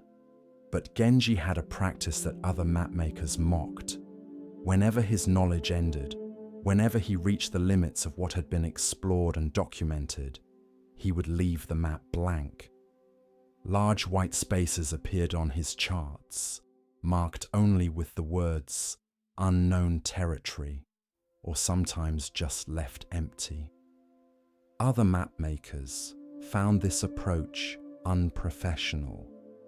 They would fill in the blank spaces with speculation, with reports from unreliable sources, with educated guesses. A map should be complete, they would argue. Blank spaces make it look unfinished. Blank spaces are honest, Genji would reply. They tell the truth, that we don't know what's there. Filling them with guesses tells a lie, that we do know. But the criticism stung, especially when clients would choose other mapmakers' complete maps over Genji's honest but incomplete ones. People wanted certainty, even false certainty. They wanted maps that told them what lay everywhere, even if those maps were partly fiction. One season, a wealthy merchant named Ichiro commissioned Genji to create a map for a trading expedition to distant islands. When Genji delivered the map, Ichiro was dismayed by the large blank areas. "What am I supposed to do with this?" Ichiro complained. "I need to know what's in these blank spaces. I need to plan my route." "What's in those spaces is unknown," Genji replied. "No reliable expedition has charted them. I can't tell you what I don't know." "But other mapmakers have filled in these areas," Ichiro protested. "They show islands, harbors, channels." "Based on speculation," Genji said. "Based on second-hand rumors and wishful thinking. If you sail using those maps, you'll be navigating by fantasy. My blank spaces at least tell you where certainty ends." Ichiro hired a different map maker who provided a complete map with no blank spaces. The expedition set sail using this fully detailed chart, confident in their route. 3 months later, the expedition returned, having lost 2 ships. They had found islands where the map showed open ocean, encountered reefs where the map showed safe passage, and wasted weeks exploring channels that didn't exist. The complete map had been worse than useless. It had been dangerous. Ichiro returned to Genji, chastened. "Your blank spaces would have saved lives. If I had known we were entering unknown territory, I would have proceeded cautiously. Instead, I trusted a map that pretended to know, and that false certainty led to disaster." "Blank spaces scare people," Genji acknowledged. "They remind us how much we don't know, how limited our understanding is. But pretending we know more than we do is worse than admitting our ignorance. The blank space says, 'Be careful here. Proceed thoughtfully. Don't assume.' The falsely filled space says, 'It's safe to trust this,' which is a dangerous lie." Word spread about Ichiro's disaster and Genji's honest maps. More clients began to value the blank spaces, recognizing them as marks of integrity rather than incompleteness. They learned to read Genji's maps differently. The detailed areas showed where knowledge was reliable. The blank areas showed where caution was needed. A young apprentice named Lin came to study with Genji. She had been trained by other map makers who filled in all spaces, and she struggled with Genji's insistence on leaving blanks. "But we can make educated guesses," Lin argued. "We know the general geography of the region. We can estimate where islands are likely to be." "And we'd be wrong half the time," Genji replied. "An educated guess isn't knowledge. It's speculation with a fancy name. If you mark speculation as if it's fact, you're lying to whoever uses your map." He spread out several maps on his table, his own with its blank spaces, and competitors' maps of the same regions with every space filled. These complete maps look more professional, more finished. But which is more honest? Which better serves someone trusting their life to the information? Lin began to understand, but still she resisted. People don't want to be told we don't know. They want answers, even imperfect ones. Then they want comforting lies rather than uncomfortable truths, Genji said. And it's not our job to provide comforting lies. Our job is to chart what's known and clearly mark what's not. The blank space is information. It tells you something important. Here be dragons, or at least here be unknowns. Proceed carefully. Over time, Lin learned to value the blank spaces. She discovered that leaving areas blank required as much skill as filling them in. You had to know exactly where certainty ended, had to resist the temptation to extend your knowledge beyond its actual limits, and had to be comfortable with admitting you didn't have all the answers. One day, an explorer returned from a region Genji had left blank on his maps. The explorer had detailed charts of what was actually there. "Your blank space wasn't really blank," the explorer said, showing Genji islands and coastlines that had been unknown before. "Now it's not blank," Genji agreed, carefully adding the new information to his map. "But it was blank until you explored it. That's how honest maps work. They grow as knowledge grows, but they never pretend to knowledge we don't have." He looked at the transformed map. "See how the blank space has been replaced with detail? That's how it should happen. First honest acknowledgement of ignorance, then actual exploration, then knowledge replacing the unknown." But some map makers skip the first step and go straight to filling in spaces with imagination, which prevents anyone from recognizing what actually needs to be explored. Years later, Genji's blank spaces became the very thing that made his maps valuable.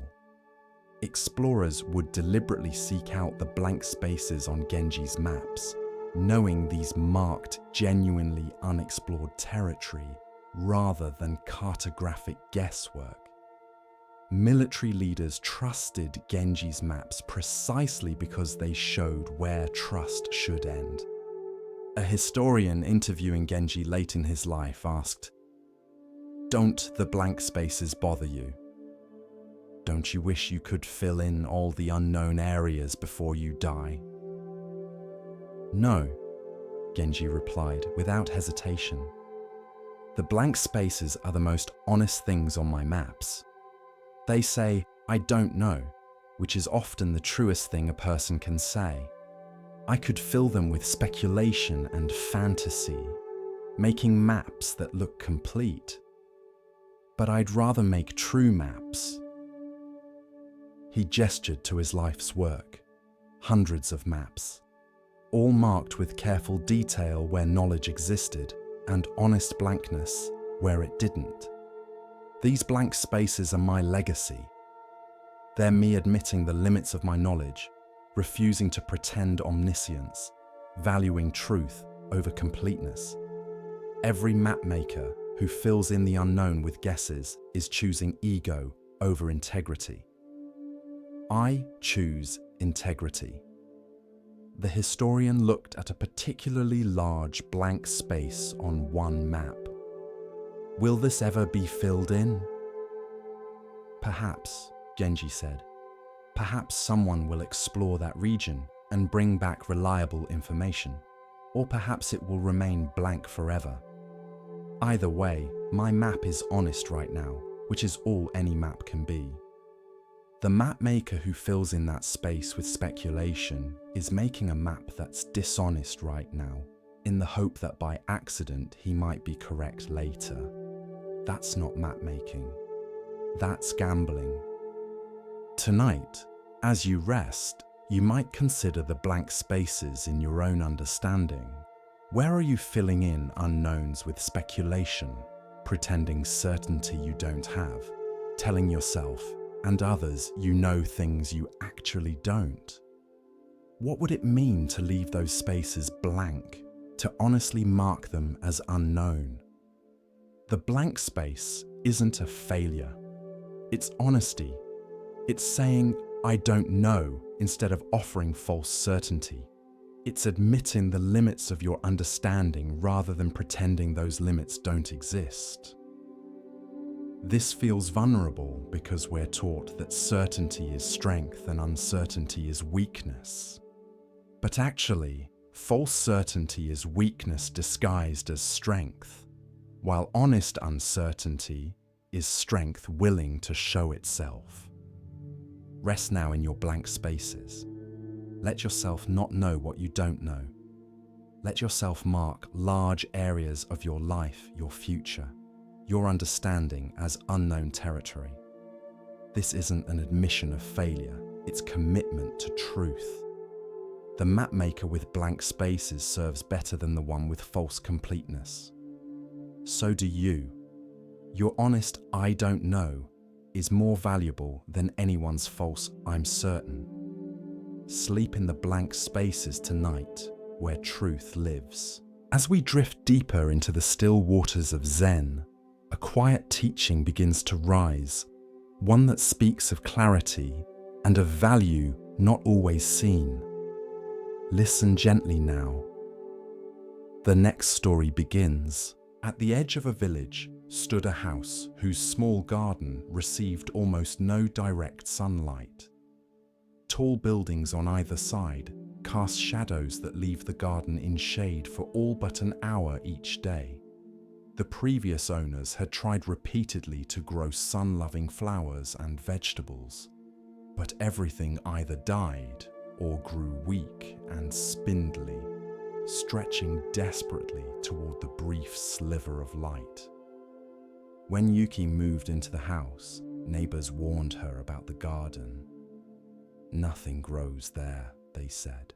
The shade is too deep. Better to pave it over and use it for storage.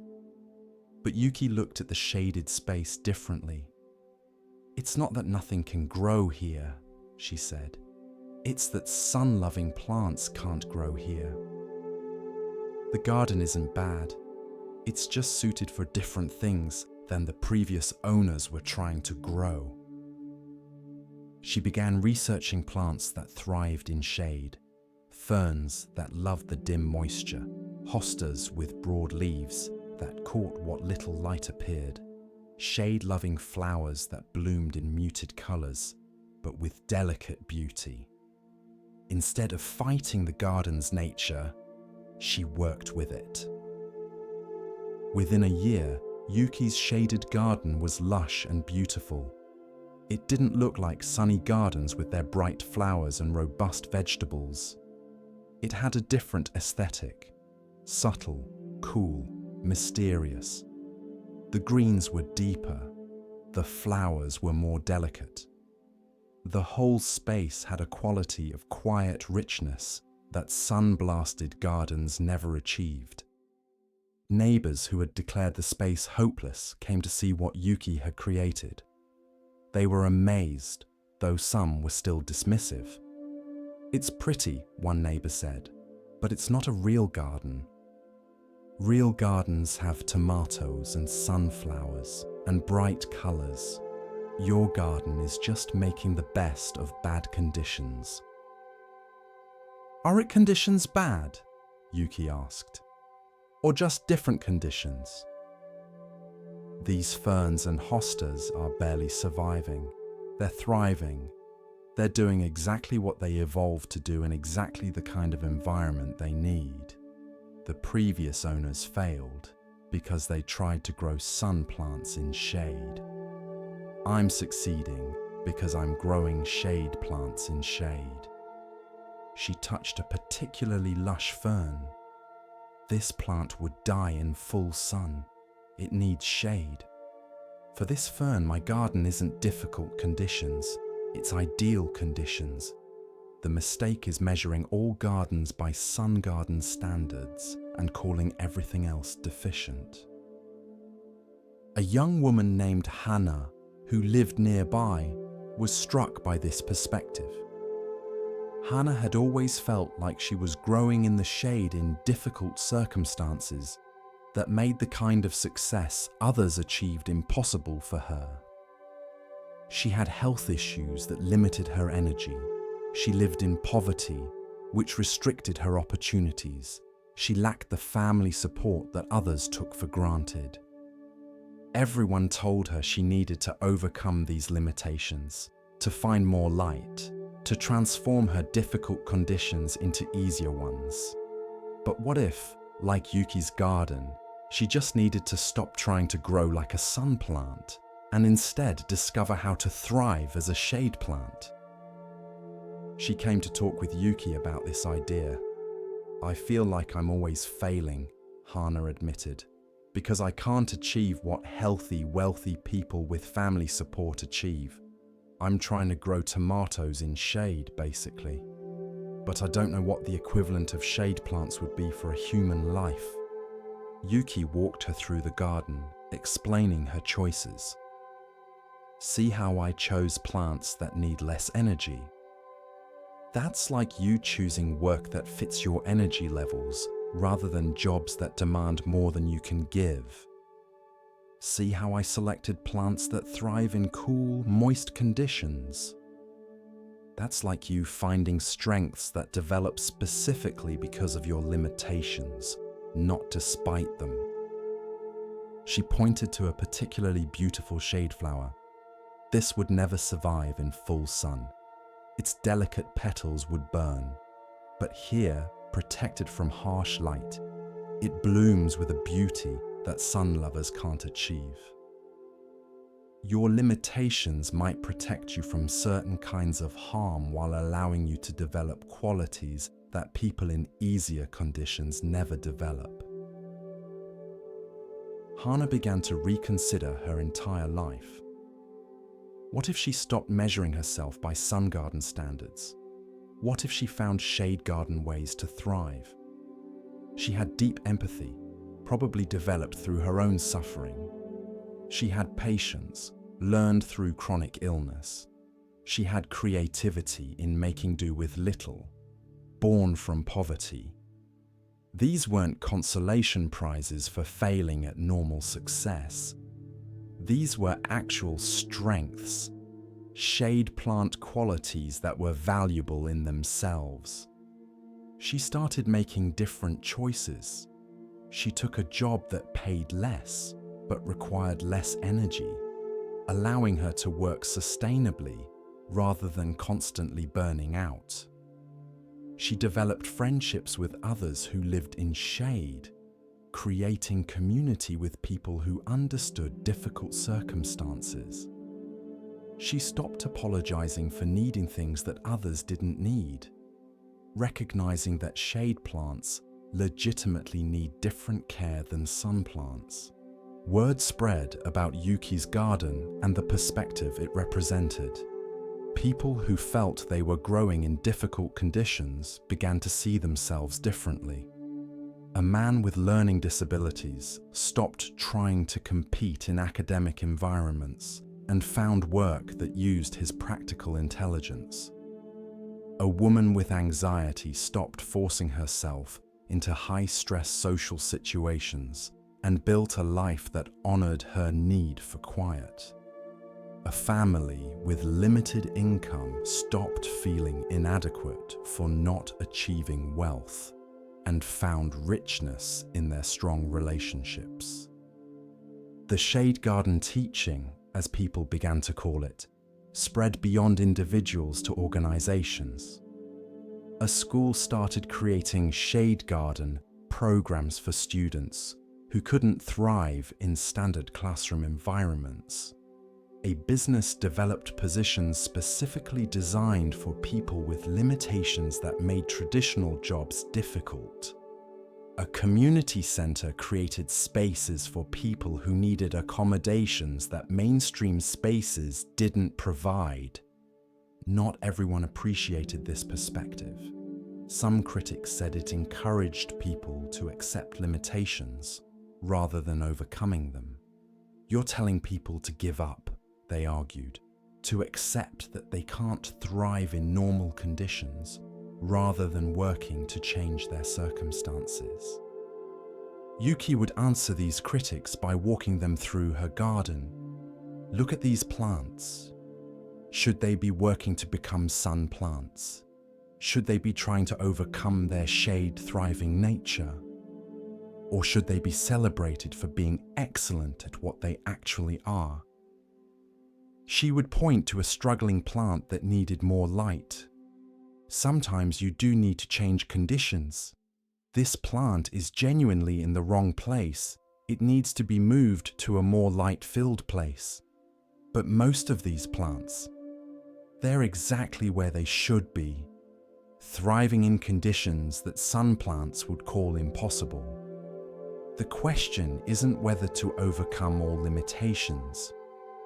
The question is whether your limitations are like shade for a shade plant, the right conditions for your actual nature, or like shade for a sun plant, wrong conditions that need to change. A teacher named Nobuo applied this to his classroom. He stopped trying to make all students thrive in the same way. He recognized that some students were sun plants who needed bright, fast-paced, competitive environments. Others were shade plants that needed quiet, slow, supportive conditions. Trying to make shade plant students compete in sun plant ways was as futile as trying to grow ferns in full sun. He created different pathways through his curriculum, different ways to demonstrate learning, and different environments within his classroom. And he found that students he had previously considered struggling were actually thriving. They just needed shade garden conditions to show what they could do. Years later, Yuki's garden became something of a pilgrimage site for people living in difficult circumstances. They would come to see that lushness was possible even in shade, that beauty didn't require ideal conditions, that thriving could look different from what sunny gardens showed. Yuki, now elderly, would sit in her garden talking with visitors. "The hardest thing," she would tell them, "is stopping comparing yourself to sun gardens. Stop measuring your lushness by their standards. Stop trying to be bright when your beauty is subtle. Once you accept that you're a shade garden, once you stop apologizing for it and start working with it, you discover possibilities you never knew existed." She would touch the ferns and hostas she had planted decades earlier, now mature and magnificent. These plants are barely surviving in bad conditions. They're thriving in ideal conditions for their nature. The shade isn't their obstacle, it's their element. And the same might be true for you. Tonight, as you rest, you might reconsider the shade you're growing in. The difficult conditions you've been taught to see as obstacles might actually be the right environment for who you actually are. Not who you think you should be, not who sun gardens demand, but who you actually are. Stop trying to grow sun plants in shade. Stop measuring yourself by standards designed for different conditions. Start asking, what does thriving look like for a shade plant? What can I grow that loves these exact conditions? What beauty can emerge specifically because of these limitations, not despite them? Rest now in your shade garden. Let yourself be a fern, a hosta, a delicate shade flower. Stop burning yourself trying to bloom in full sun. Sink into the cool moisture of your actual conditions and discover what wants to grow there. Shade isn't a deficiency. It's just a different light. And different light creates different beauty. Trust that yours is worth growing. In the capital city, there was a mirror maker named A.G. who had perfected his craft over decades. His mirrors were renowned for their clarity. When you looked into one of A.G.'s mirrors, you saw yourself exactly as you were. No distortion, no wavering, no cloudiness. Just pure, clear reflection. But A.G. had a strange habit that puzzled his apprentices. After crafting each mirror, after polishing it to perfect clarity, he would sit before it for an hour just looking. Not at his own reflection, but at the mirror itself. Or so it seemed. When asked what he was doing, he would only smile and say, "I'm learning from it." One day, a young apprentice named Hannah gathered her courage and asked directly, "Master, what does a mirror have to teach?" "It only reflects what's placed before it." A.G. gestured for her to sit beside him in front of a newly completed mirror. "Look at this mirror," he said. "What do you see?" "I see my reflection," Hannah replied. "Yes. And what does the mirror think about your reflection?" Hannah frowned. "Mirrors don't think." Exactly. The mirror doesn't think you're beautiful or ugly. It doesn't judge you as good or bad. It doesn't prefer one face over another. It simply reflects what is without adding anything of its own. This is the mirror's teaching. He stood up and moved away, leaving the mirror empty of human reflections. "Now what does it reflect?" he asked. "The wall behind it, the window, the light.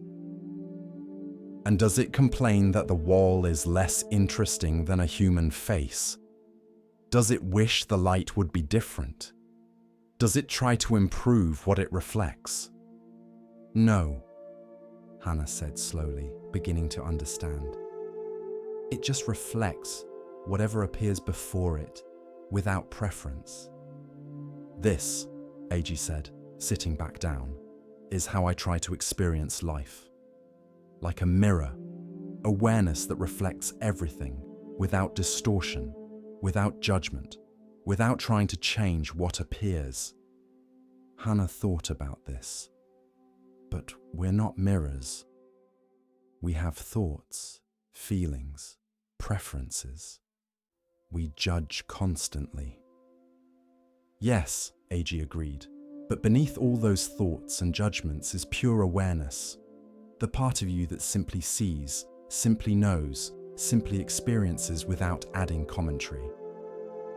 This awareness is like a mirror. It reflects your thoughts, but it doesn't judge them. It reflects your feelings, but it doesn't resist them. It reflects reality, but it doesn't try to change it into something else." He pointed to the mirror again. "When you look in this mirror, it shows you exactly what you are in this moment. If you smile, it shows you smiling. If you frown, it shows you frowning. It doesn't try to make you smile when you're sad. It doesn't criticize you for frowning. It just faithfully, honestly, clearly reflects what is. Hana stared at the mirror, seeing herself reflected there. She noticed how her mind immediately started judging what she saw. Her nose was too wide, her hair was messy, she looked tired. But the mirror itself held no such judgments. It simply showed her face with perfect neutrality. The suffering we create, AG continued, comes largely from our inability to be like mirrors. We see what is, and immediately we add our opinions about what is. We see a thought, and we judge it as good or bad. We see a feeling, and we resist it or cling to it. We see reality, and we compare it to how we think it should be. All of this is distortion, adding things that aren't really there. He stood and walked to where several mirrors stood in various stages of completion. He picked up one that was cloudy, its surface rough. "This mirror distorts," he said, showing Hannah the wavy, unclear reflection it produced. "When you look in it, you can't see yourself clearly. Your image is bent, confused. This is what our minds do when they're full of judgment and resistance and preferences. We can't see reality clearly because we're constantly bending it, distorting it, making it into something that confirms our beliefs." He set down the cloudy mirror and picked up one that was highly polished.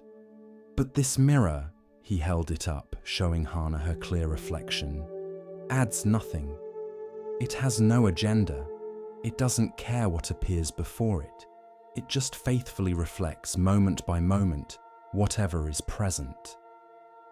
And in that faithful reflection, there's a kind of peace." Over the following weeks, Hana began to practice what she called mirror awareness. When thoughts appeared in her mind, instead of immediately judging them or getting caught up in their content, she would try to simply reflect them, to be aware that thinking was happening without adding a second layer of thought about the first layer. When emotions arose, instead of immediately trying to push them away or figure out why she was feeling them, she would try to simply reflect them, to notice that sadness was present or anger was present, the way a mirror might notice a cloud passing across its surface. It was harder than she expected. Her mind wanted to comment on everything, to judge, to analyze, to fix. But gradually, she learned to find that space of pure awareness beneath all the commentary, and she discovered that AG was right. There was a peace in simply reflecting reality without trying to change it. One evening, a wealthy merchant came to AG's workshop in great distress. He had commissioned an elaborate mirror for his home, but when AG delivered it, the merchant had rejected it.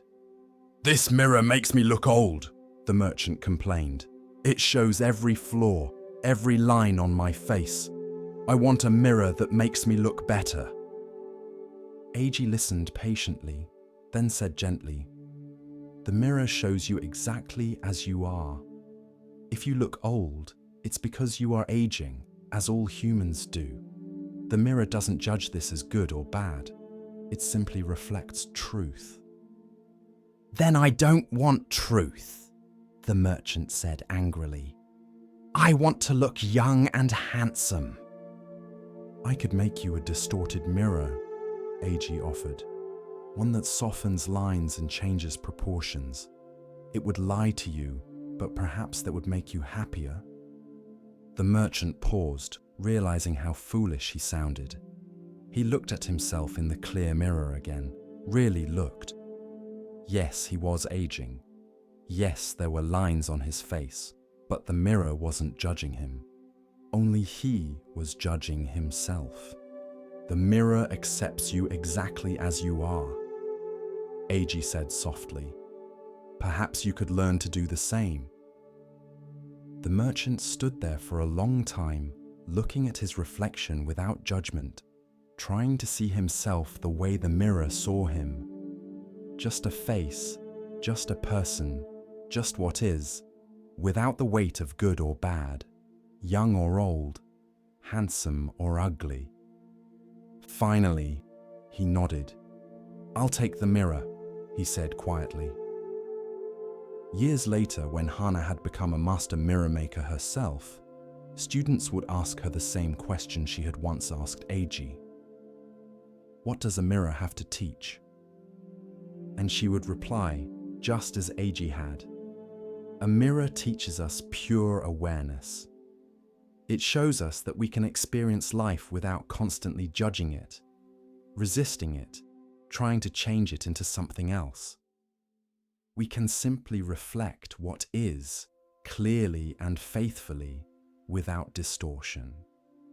And in that clear reflection, we find a peace that judgment can never provide."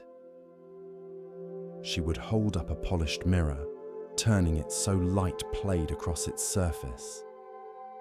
"Your deepest nature is like this mirror, pure awareness that reflects everything but clings to nothing, that sees everything but judges nothing, that accepts everything exactly as it is. When you can rest in this mirror-like awareness, even for a moment, you discover that peace doesn't depend on changing what you reflect. It depends on reflecting clearly, without adding the distortion of your own resistance and judgment." Tonight, as you rest, you might practice mirror awareness. Let thoughts appear and disappear like images crossing a mirror's surface. Let feelings rise and fall like reflections that come and go. Don't judge what appears. Don't try to change it. Just reflect it clearly, the way a mirror reflects light, faithfully, honestly, without adding anything of your own. You are not the content of your thoughts and feelings. You are the awareness that reflects them. And that awareness, like a perfect mirror, is always clear, always peaceful, always unchanged by whatever passes across its surface. Rest in your mirror nature tonight.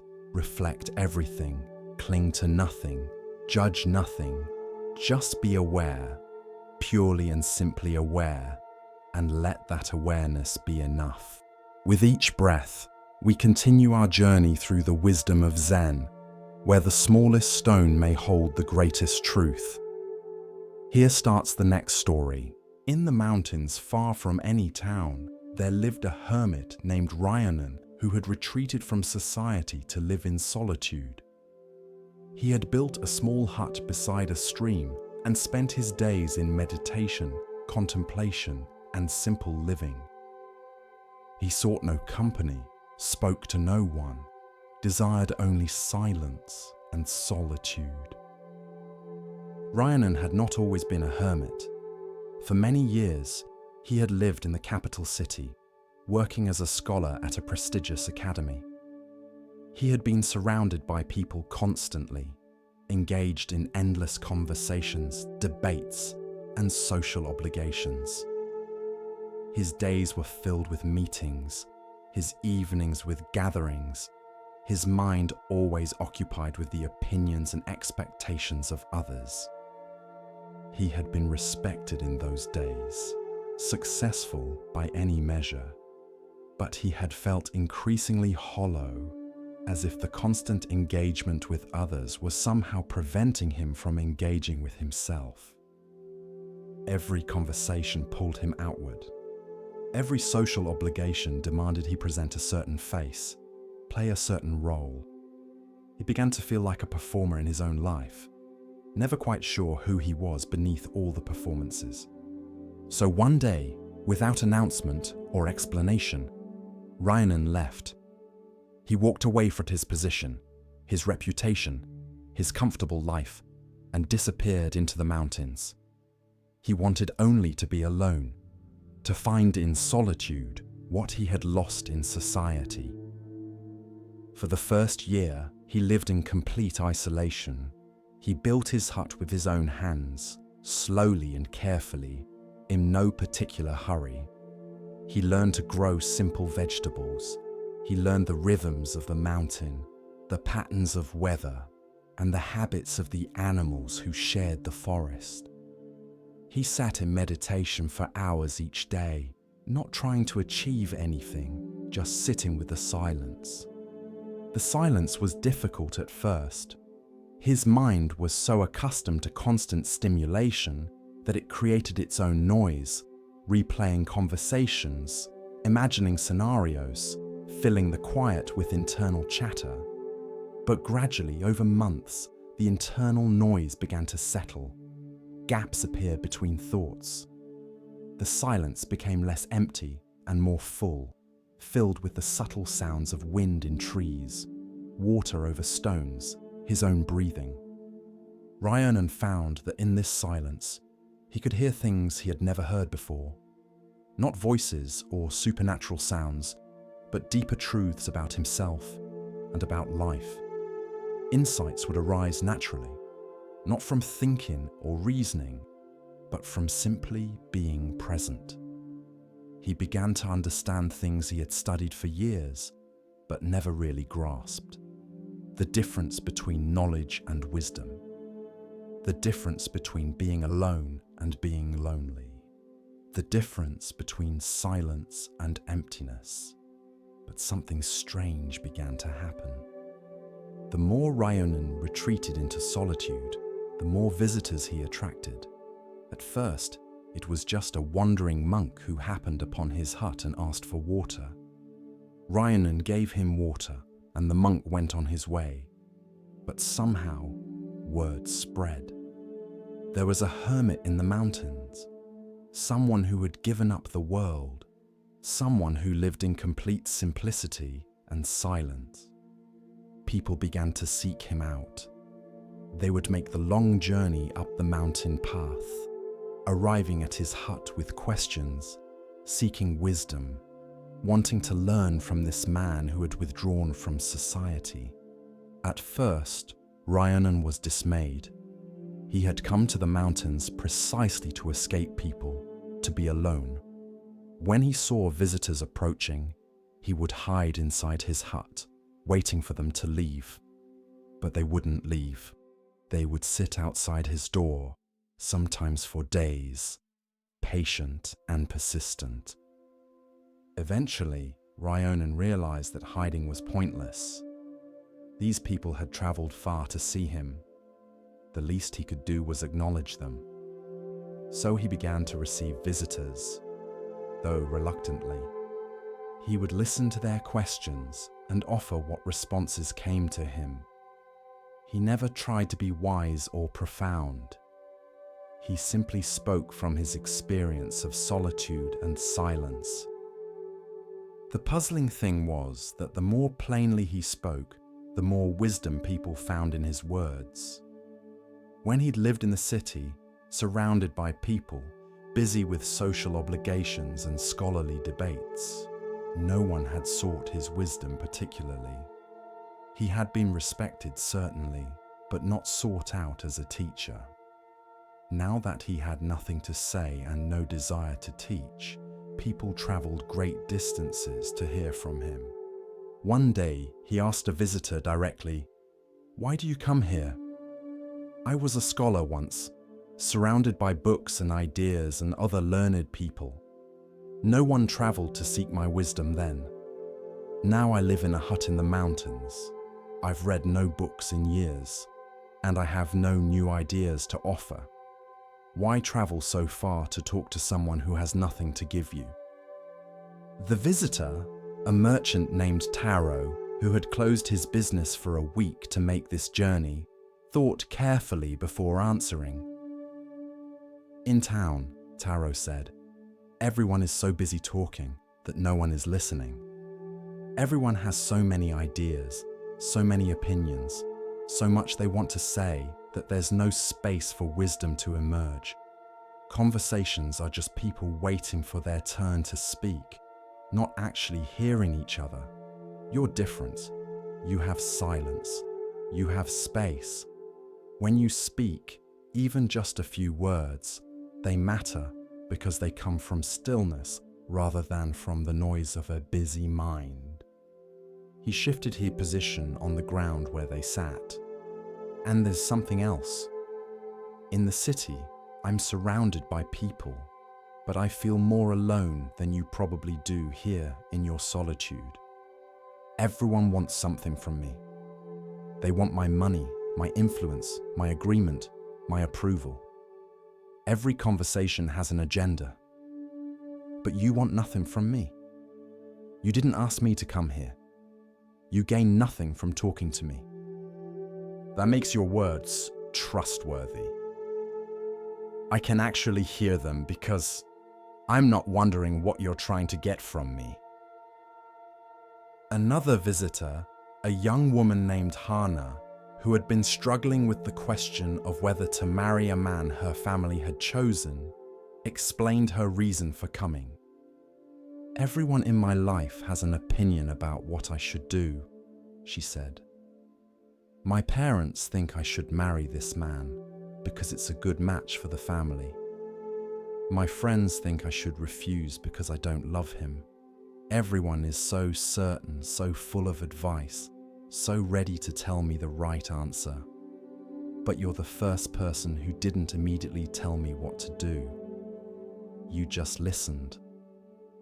And in that listening, in that space you created, I could finally hear my own wisdom. The answer was in me all along, but I couldn't hear it over everyone else's voices. Ryonan began to understand. It wasn't despite his solitude that people sought him out, but because of it. In his withdrawal from society, he had created something increasingly rare. Space, silence, presence unburdened by agenda or expectation. And people were drawn to that the way thirsty travelers are drawn to water in the desert. He noticed something else too. The wisdom people attributed to him wasn't really his wisdom at all. It emerged from the silence he had cultivated. In the stillness of his solitary life, he could hear things that the noise of society drowned out. He could see clearly because his vision wasn't constantly pulled in multiple directions.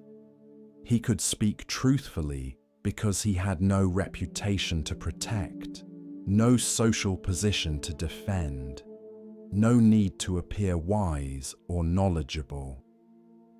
In the city, he had been so concerned with how others perceived him, with maintaining his scholarly reputation, with not saying anything foolish, that his words had been calculated and careful. Now, with no one to impress and nothing to lose, he simply said what was true. And paradoxically, this made his words more valuable. A scholar from the academy where Ryonan had once taught made the journey to see him. The scholar, a man named Masao, who had been Ryonan's colleague, couldn't understand why Ryonan had left such a prestigious position. "You were brilliant," Masao said. "You could have become the head of the academy.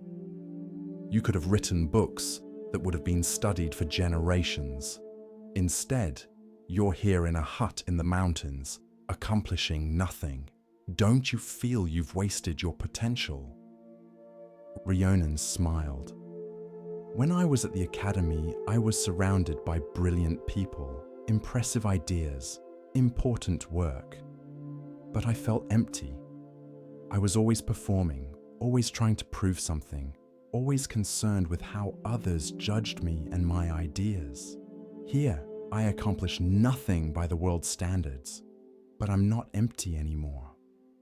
"But you could have influenced so many people from that position," Masao protested. "I influence more people now," Ryonan replied quietly, Not through my scholarship or my position, but through my presence. People come here seeking something they can't find in the busy world, and I can offer it to them precisely because I've stepped out of that busy world. If I had stayed at the academy, I would have had a position and a reputation, but I wouldn't have had what these people are seeking. Masao looked uncomfortable. What exactly are they seeking? Space, Ryanan said. Silence. Someone who will listen without agenda. Someone who isn't trying to convince them of anything or get anything from them. Someone who has stepped out of the endless competition and comparison and striving that fills the world. I couldn't offer that while I was still caught up in it myself. He gestured to the quiet forest around them. This solitude isn't empty, as you seem to think. It's full of attention, presence, awareness. When you're constantly busy, constantly engaged, constantly consuming information and experience and interaction, there's no space for anything deeper to emerge. You fill your life so completely with activity that wisdom has nowhere to appear. But when you create space, when you embrace solitude even briefly, wisdom has room to arise. Masao stayed for 3 days, and during that time, something shifted in him. The first day, he kept trying to debate and discuss, to engage Ryanan in the kind of intellectual sparring they had done at the academy. But Ryanan wouldn't engage. He would simply sit in silence or make tea or suggest they walk in the forest. At first, Masao found this frustrating, but by the second day, he began to notice something. His mind, which was usually so busy with thoughts and arguments and analyses, was beginning to quiet. In the space Ryanan created through his silence, Masao's own deeper thoughts could finally surface. By the third day, Masao understood. "You're teaching me even though you're not saying much of anything," he said. "The teaching is in the space itself, in the silence. I can hear my own wisdom because you're not filling all the space with yours." Ryanan nodded. "At the academy, we competed to be the most impressive speaker, the most brilliant thinker. We filled every silence with words, every space with ideas. But wisdom doesn't emerge from fullness. It emerges from emptiness. The sage isn't the one with the most to say, but the one who creates space for what needs to be heard." Years passed, and Ryanan's hut became something of a pilgrimage site. But he never encouraged this. He never advertised his presence or claimed any special wisdom. He simply continued living as he had been, in solitude and silence, receiving those who came to him but never seeking them out. One day, a young man arrived who reminded Ryanan of himself many years ago. The young man was ambitious, successful, recognized in his field, but he was also hollow, exhausted, playing a role rather than living a life. "Should I give it all up?" the young man asked. "Should I leave society like you did?" Ryanan looked at him carefully. "Why would you do that?" "Because you found peace here. You found wisdom. Maybe I need to become a hermit too." "I didn't find peace because I became a hermit," Ryanan said. "I became a hermit because I needed to find peace and I couldn't find it in the busy world. But the lesson isn't that everyone should flee to the mountains. The lesson is about creating space, cultivating silence, stepping back from constant busyness and engagement. You can do that without leaving society." He poured tea for both of them.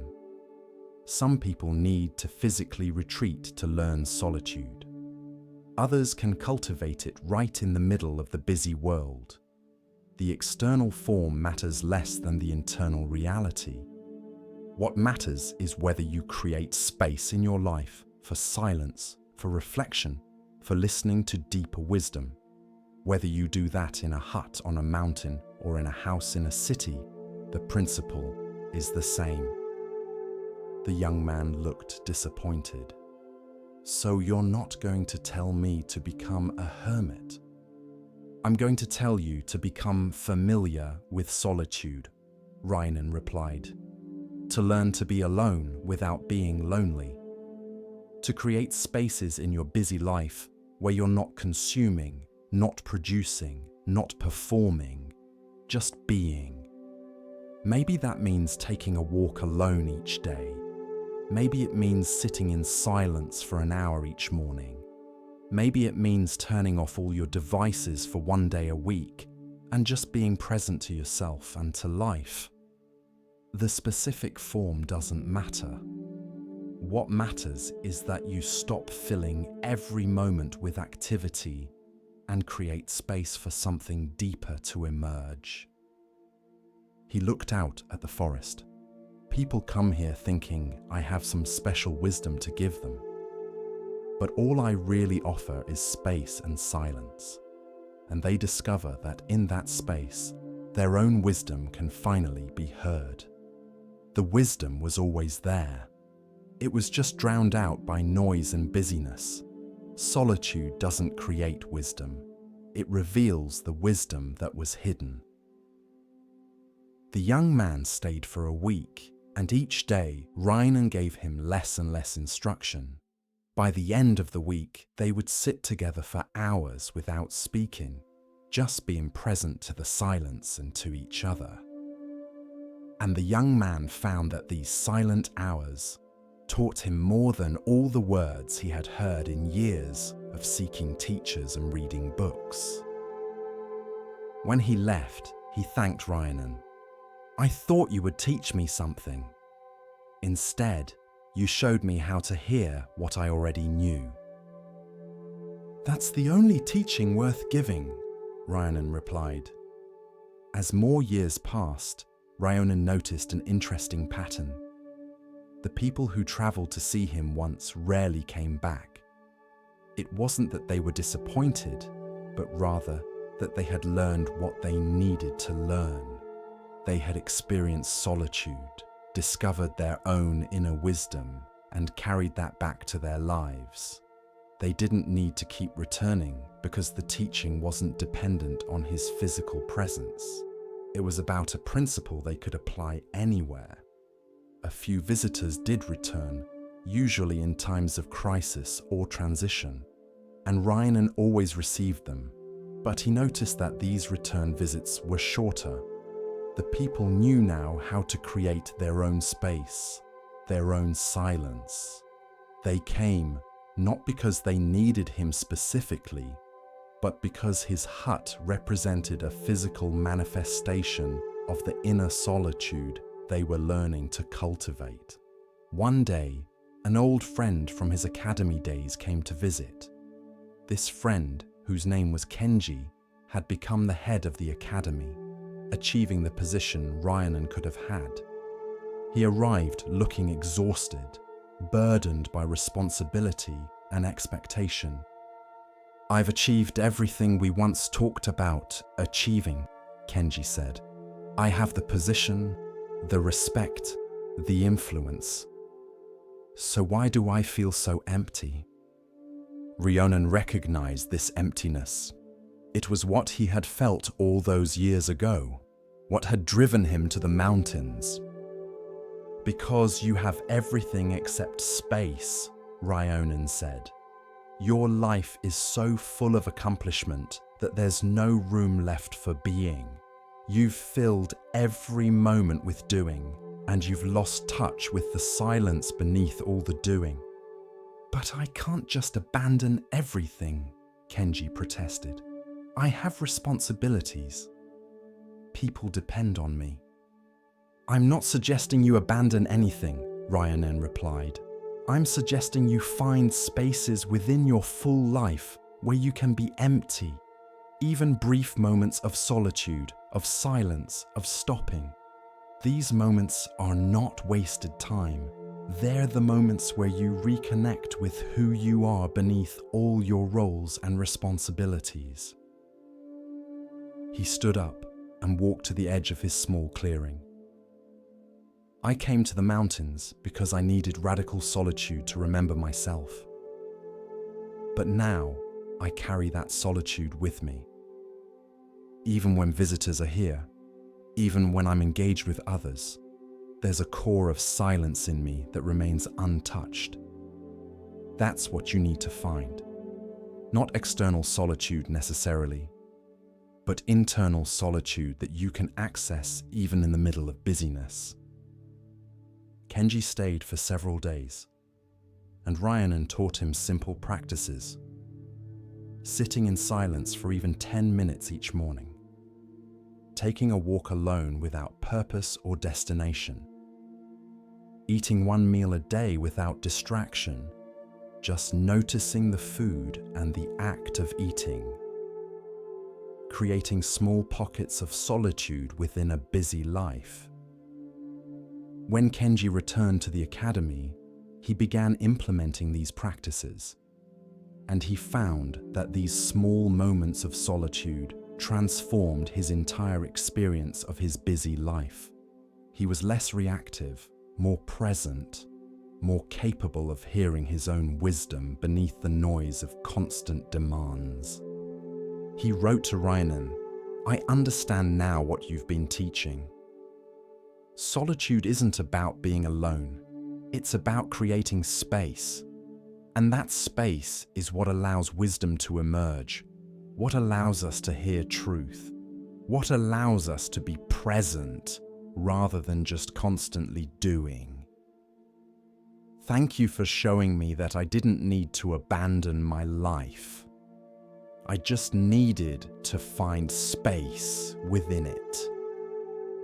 Rhiannon smiled when he read this letter. This was the real teaching. Not that everyone should become a hermit, but that everyone needs solitude in some form. Space where they're not performing, not producing, not consuming, just being. As Rhiannon grew older, he noticed that fewer visitors came, not because his reputation had diminished, but because the teaching had spread. People had learned to create their own solitude, their own silence. They didn't need to journey to a hut in the mountains because they had learned to find that mountain stillness within themselves wherever they were. One evening, as Rhiannon sat watching the sunset from his hut, he reflected on the paradox of his life.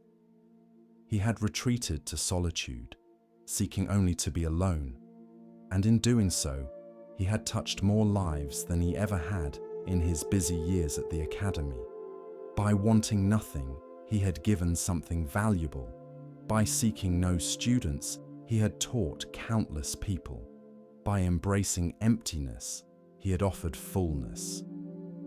The teaching wasn't really his, he realized. It was simply what emerged when space was created. The wisdom people found when they visited him wasn't his wisdom. It was their own wisdom, finally audible in the silence he created around himself.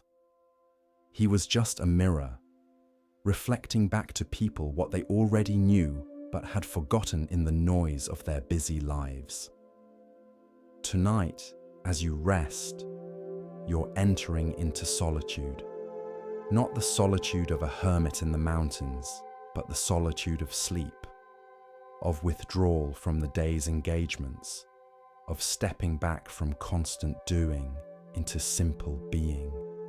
In this solitude, you might find what busy people seek from hermits: space where your own wisdom can be heard, silence where truth can emerge, emptiness where fullness becomes apparent. You don't need to travel to mountains or build a hut or give up your life. You just need to create moments like this one. Moments where you stop filling every space with activity and allow silence to speak. The wisdom you're seeking isn't somewhere else. It's here in you, waiting to be heard. But it can only be heard in silence, in solitude, in the space you create by ceasing to be constantly busy. Rest now in the solitude of this moment. Let the silence teach you. Let the space fill you. What you've been seeking in all your busy engagement with the world is here, has always been here, waiting in the quiet. Solitude doesn't attract wisdom from outside. It reveals the wisdom that was always inside, just waiting for space to emerge. Be still, be silent, be empty, and discover that emptiness is the fullness you've been seeking all along. The path of Zen unfolds like morning mist, soft and patient. In this next tale, we are invited to see, beyond appearance, into essence. Listen carefully to the next story. In a prosperous town, there was a merchant named Isamu who seemed to have everything a person could want. He owned the largest trading company in the region. His warehouses were full of goods from distant lands. His home was filled with luxuries. His closets overflowed with fine clothing. His tables were always laden with the best food. Yet Isamu was never satisfied. When he acquired a new property, he immediately began planning how to acquire the next one. When he closed a profitable deal, he was already anxious about the next quarter's numbers. When he purchased something expensive and rare, the pleasure lasted only until he heard about something even more rare that someone else owned. He was like a man dying of thirst at a banquet, surrounded by abundance but unable to drink. A traveling monk named Shin-en arrived in town one day and took up residence at the local temple. People came to him with their problems, and he offered what wisdom he could. His reputation reached Isamu, who decided to visit, not because he thought he had a problem, but because meeting a famous monk was another item to acquire, another experience to collect. "Monk Shinen," Isamu said, bowing respectfully, "I've heard you can help people find peace. Though I must tell you, I'm quite content. I just came to hear your wisdom for my own edification." Shinen looked at Isamu carefully, at his expensive robes, his distracted eyes, the way his fingers drummed constantly against his leg. "I see," the monk said. "Would you like some tea?" "Yes, that would be fine." Shinen prepared tea, but when he poured it into Isamu's cup, he poured very little, just barely enough to wet the bottom of the cup. "More, please," Isamu said, surprised. Shin-en poured another small amount. "That's not enough!" "Fill the cup." Shin-en poured a bit more, but still left the cup mostly empty. "Why won't you fill my cup?" Isamu asked, irritated now. "Why won't you fill yours?" Shin-en replied quietly. Isamu looked confused. "What do you mean?" "I don't have the teapot." "You have warehouses of goods, rooms of treasures, accounts full of money. Your life's cup is overflowing, yet you sit there telling me it's not enough, demanding more. How is this different from asking me to fill a cup that's already full?" Isamu opened his mouth to argue, then closed it. He looked down at the barely filled teacup. "I'm going to tell you a story," Shinen said, setting down the teapot. "In Buddhist teaching, there are beings called hungry ghosts. They're depicted with huge, swollen bellies and tiny, narrow throats. They're always hungry because their enormous appetite can never be satisfied through their constricted throats. They're surrounded by food, but they can never eat enough to fill their vast emptiness." He poured a full cup of tea now and set it before Isamu. "You're not poor," Shinen continued. "You're not lacking in resources. but you're a hungry ghost nonetheless. You have the belly of enormous craving and the throat of acquisition that can never satisfy that craving. So no matter how much you accumulate, you remain empty. Isamu felt something uncomfortable stirring in his chest. He thought about the meal he'd eaten that morning. Expensive delicacies from across the sea. Had he even tasted them? He'd been thinking about a business deal the whole time, eating mechanically, barely noticing the food. How do I stop being a hungry ghost? He asked quietly.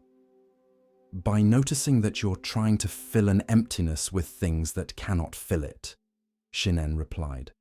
The emptiness isn't in your warehouses or your accounts. It's here. He touched his own chest. You feel this hole inside you, this sense of not enough, and you think more possessions, more success, more experiences will fill it, but they can't. You're trying to solve a spiritual problem with material solutions. So I should give everything away? Become poor? No, poverty wouldn't solve your problem either. You'd just be a hungry ghost with empty hands instead of full ones. The problem isn't what you have or don't have. It's the craving itself. It's the inability to be present and satisfied with what is. Shinen gestured to the full teacup. Drink this. Actually drink it. Don't think about anything else. Just taste the tea. Isamu lifted the cup and drank.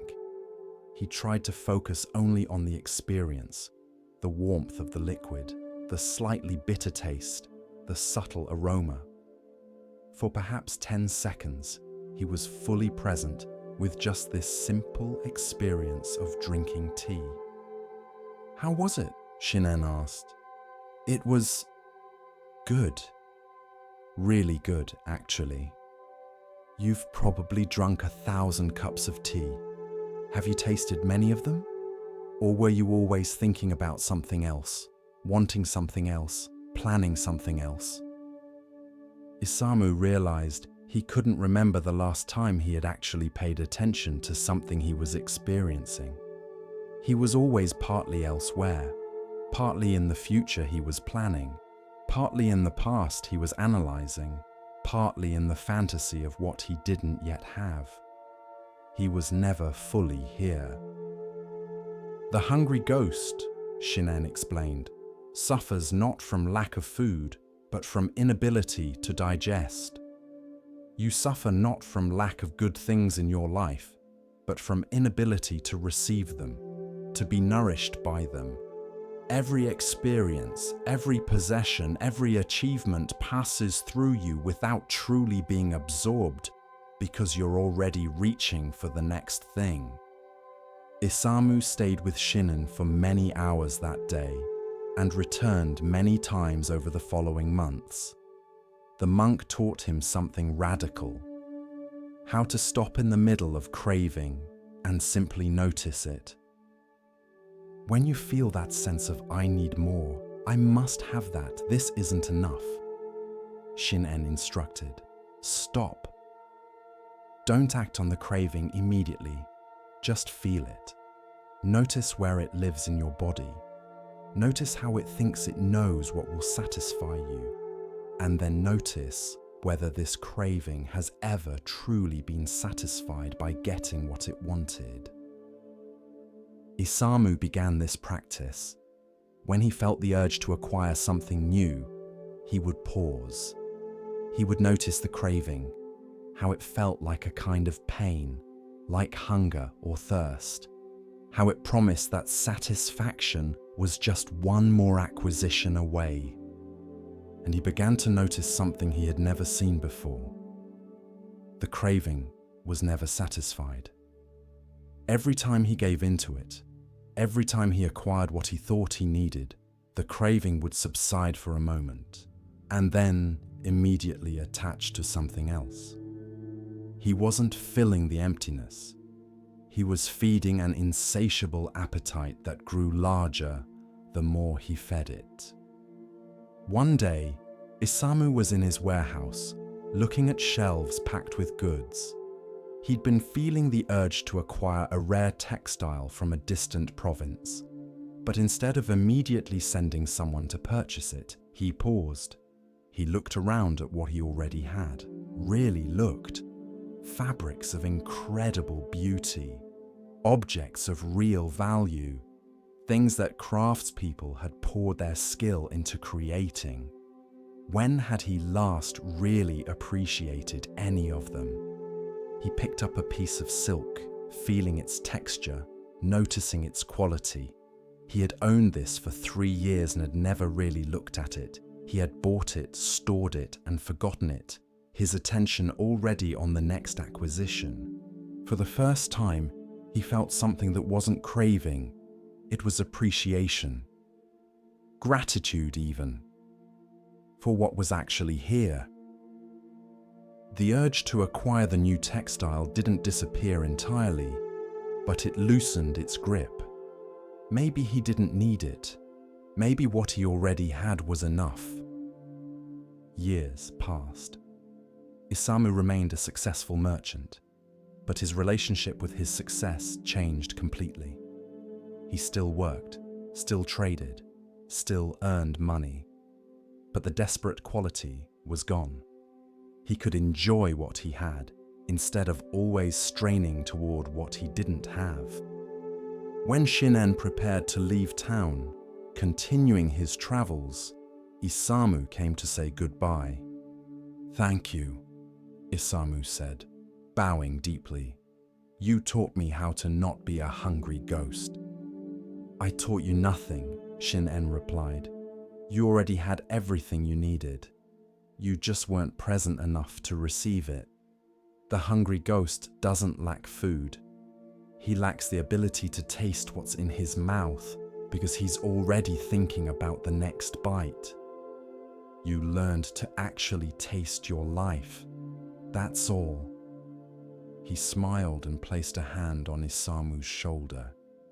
"The irony is that now, with less craving, you probably enjoy your wealth more than when you were desperately accumulating it. Satisfaction doesn't come from having everything. It comes from being present to what you have. Tonight, as you prepare for rest, you might notice your own hungry ghost. The part of you that always wants more, that's never quite satisfied, that's already thinking about tomorrow instead of receiving today. What if, just for these hours of rest, you allowed yourself to be satisfied? What if nothing needed to be added, improved, or changed? What if this moment, exactly as it is, was enough? The craving promises that satisfaction is just ahead, just out of reach. One more thing, one more achievement, one more experience.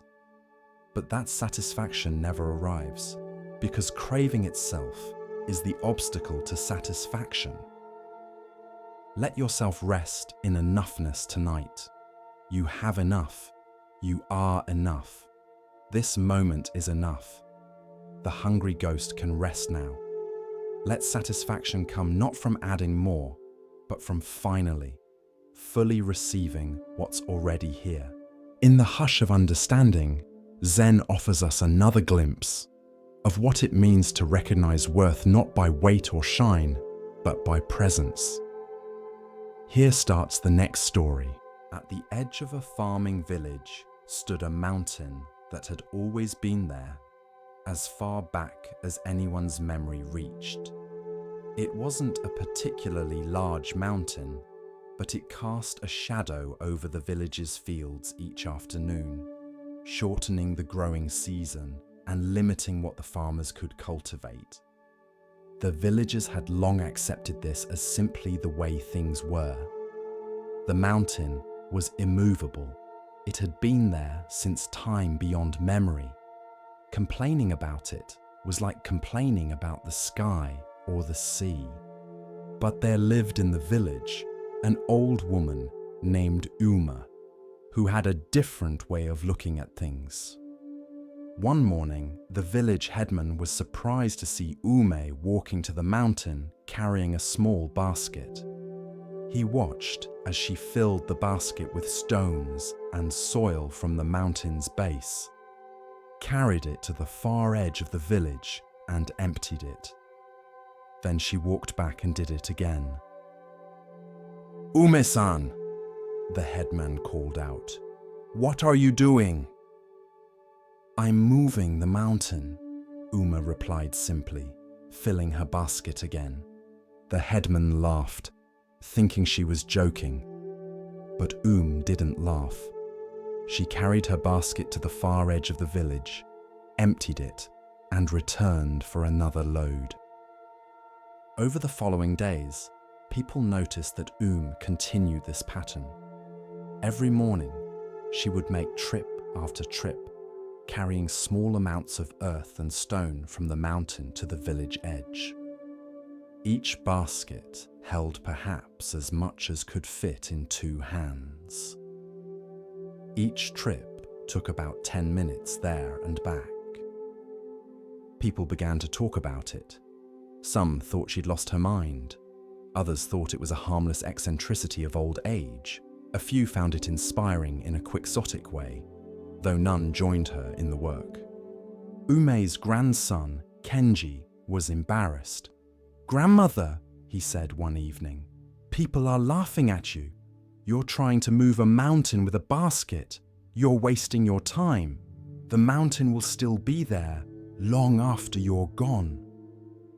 Ume looked at him with those eyes that had seen 7 decades of life. "Perhaps," she said, "but it will be a smaller mountain. And if others join me, it will be smaller still.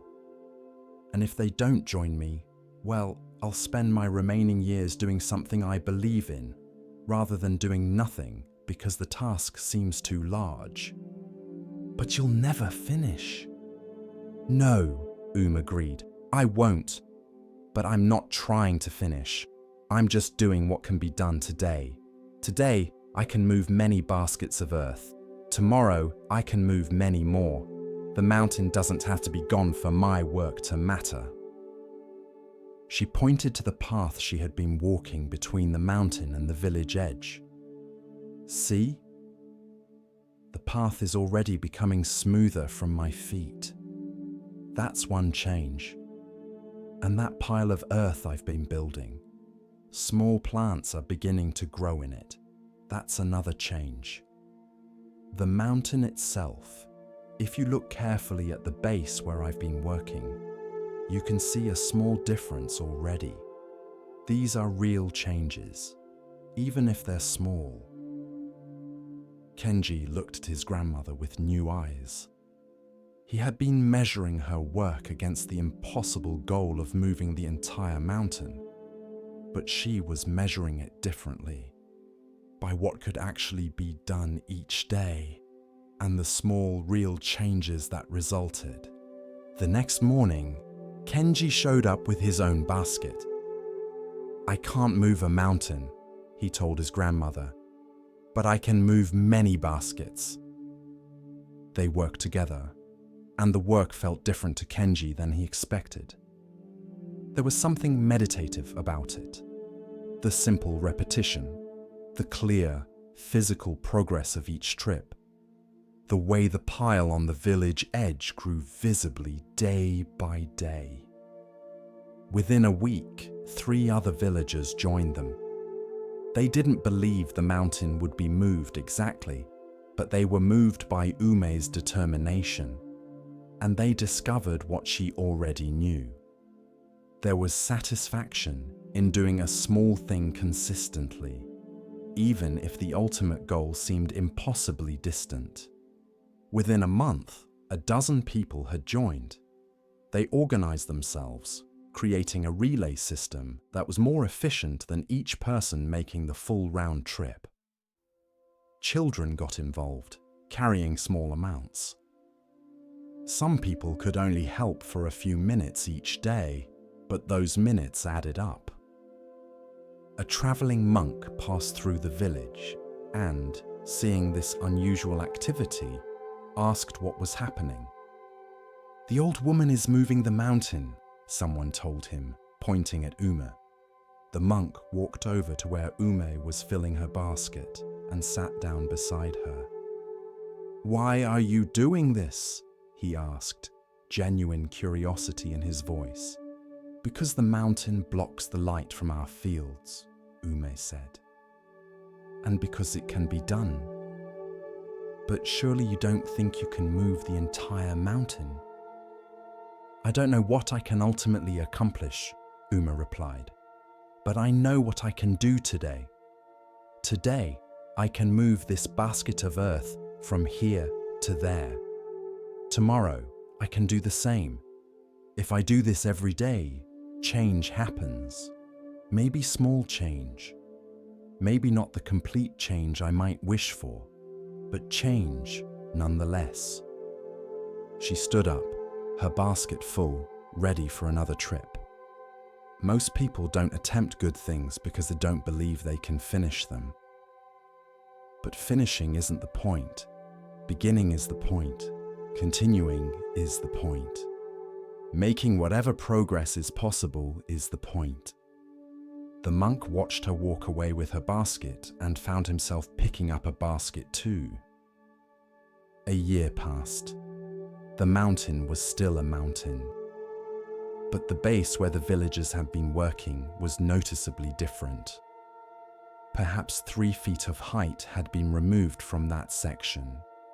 The pile on the village edge had become a small hill itself, and farmers were already using it to expand their growing space.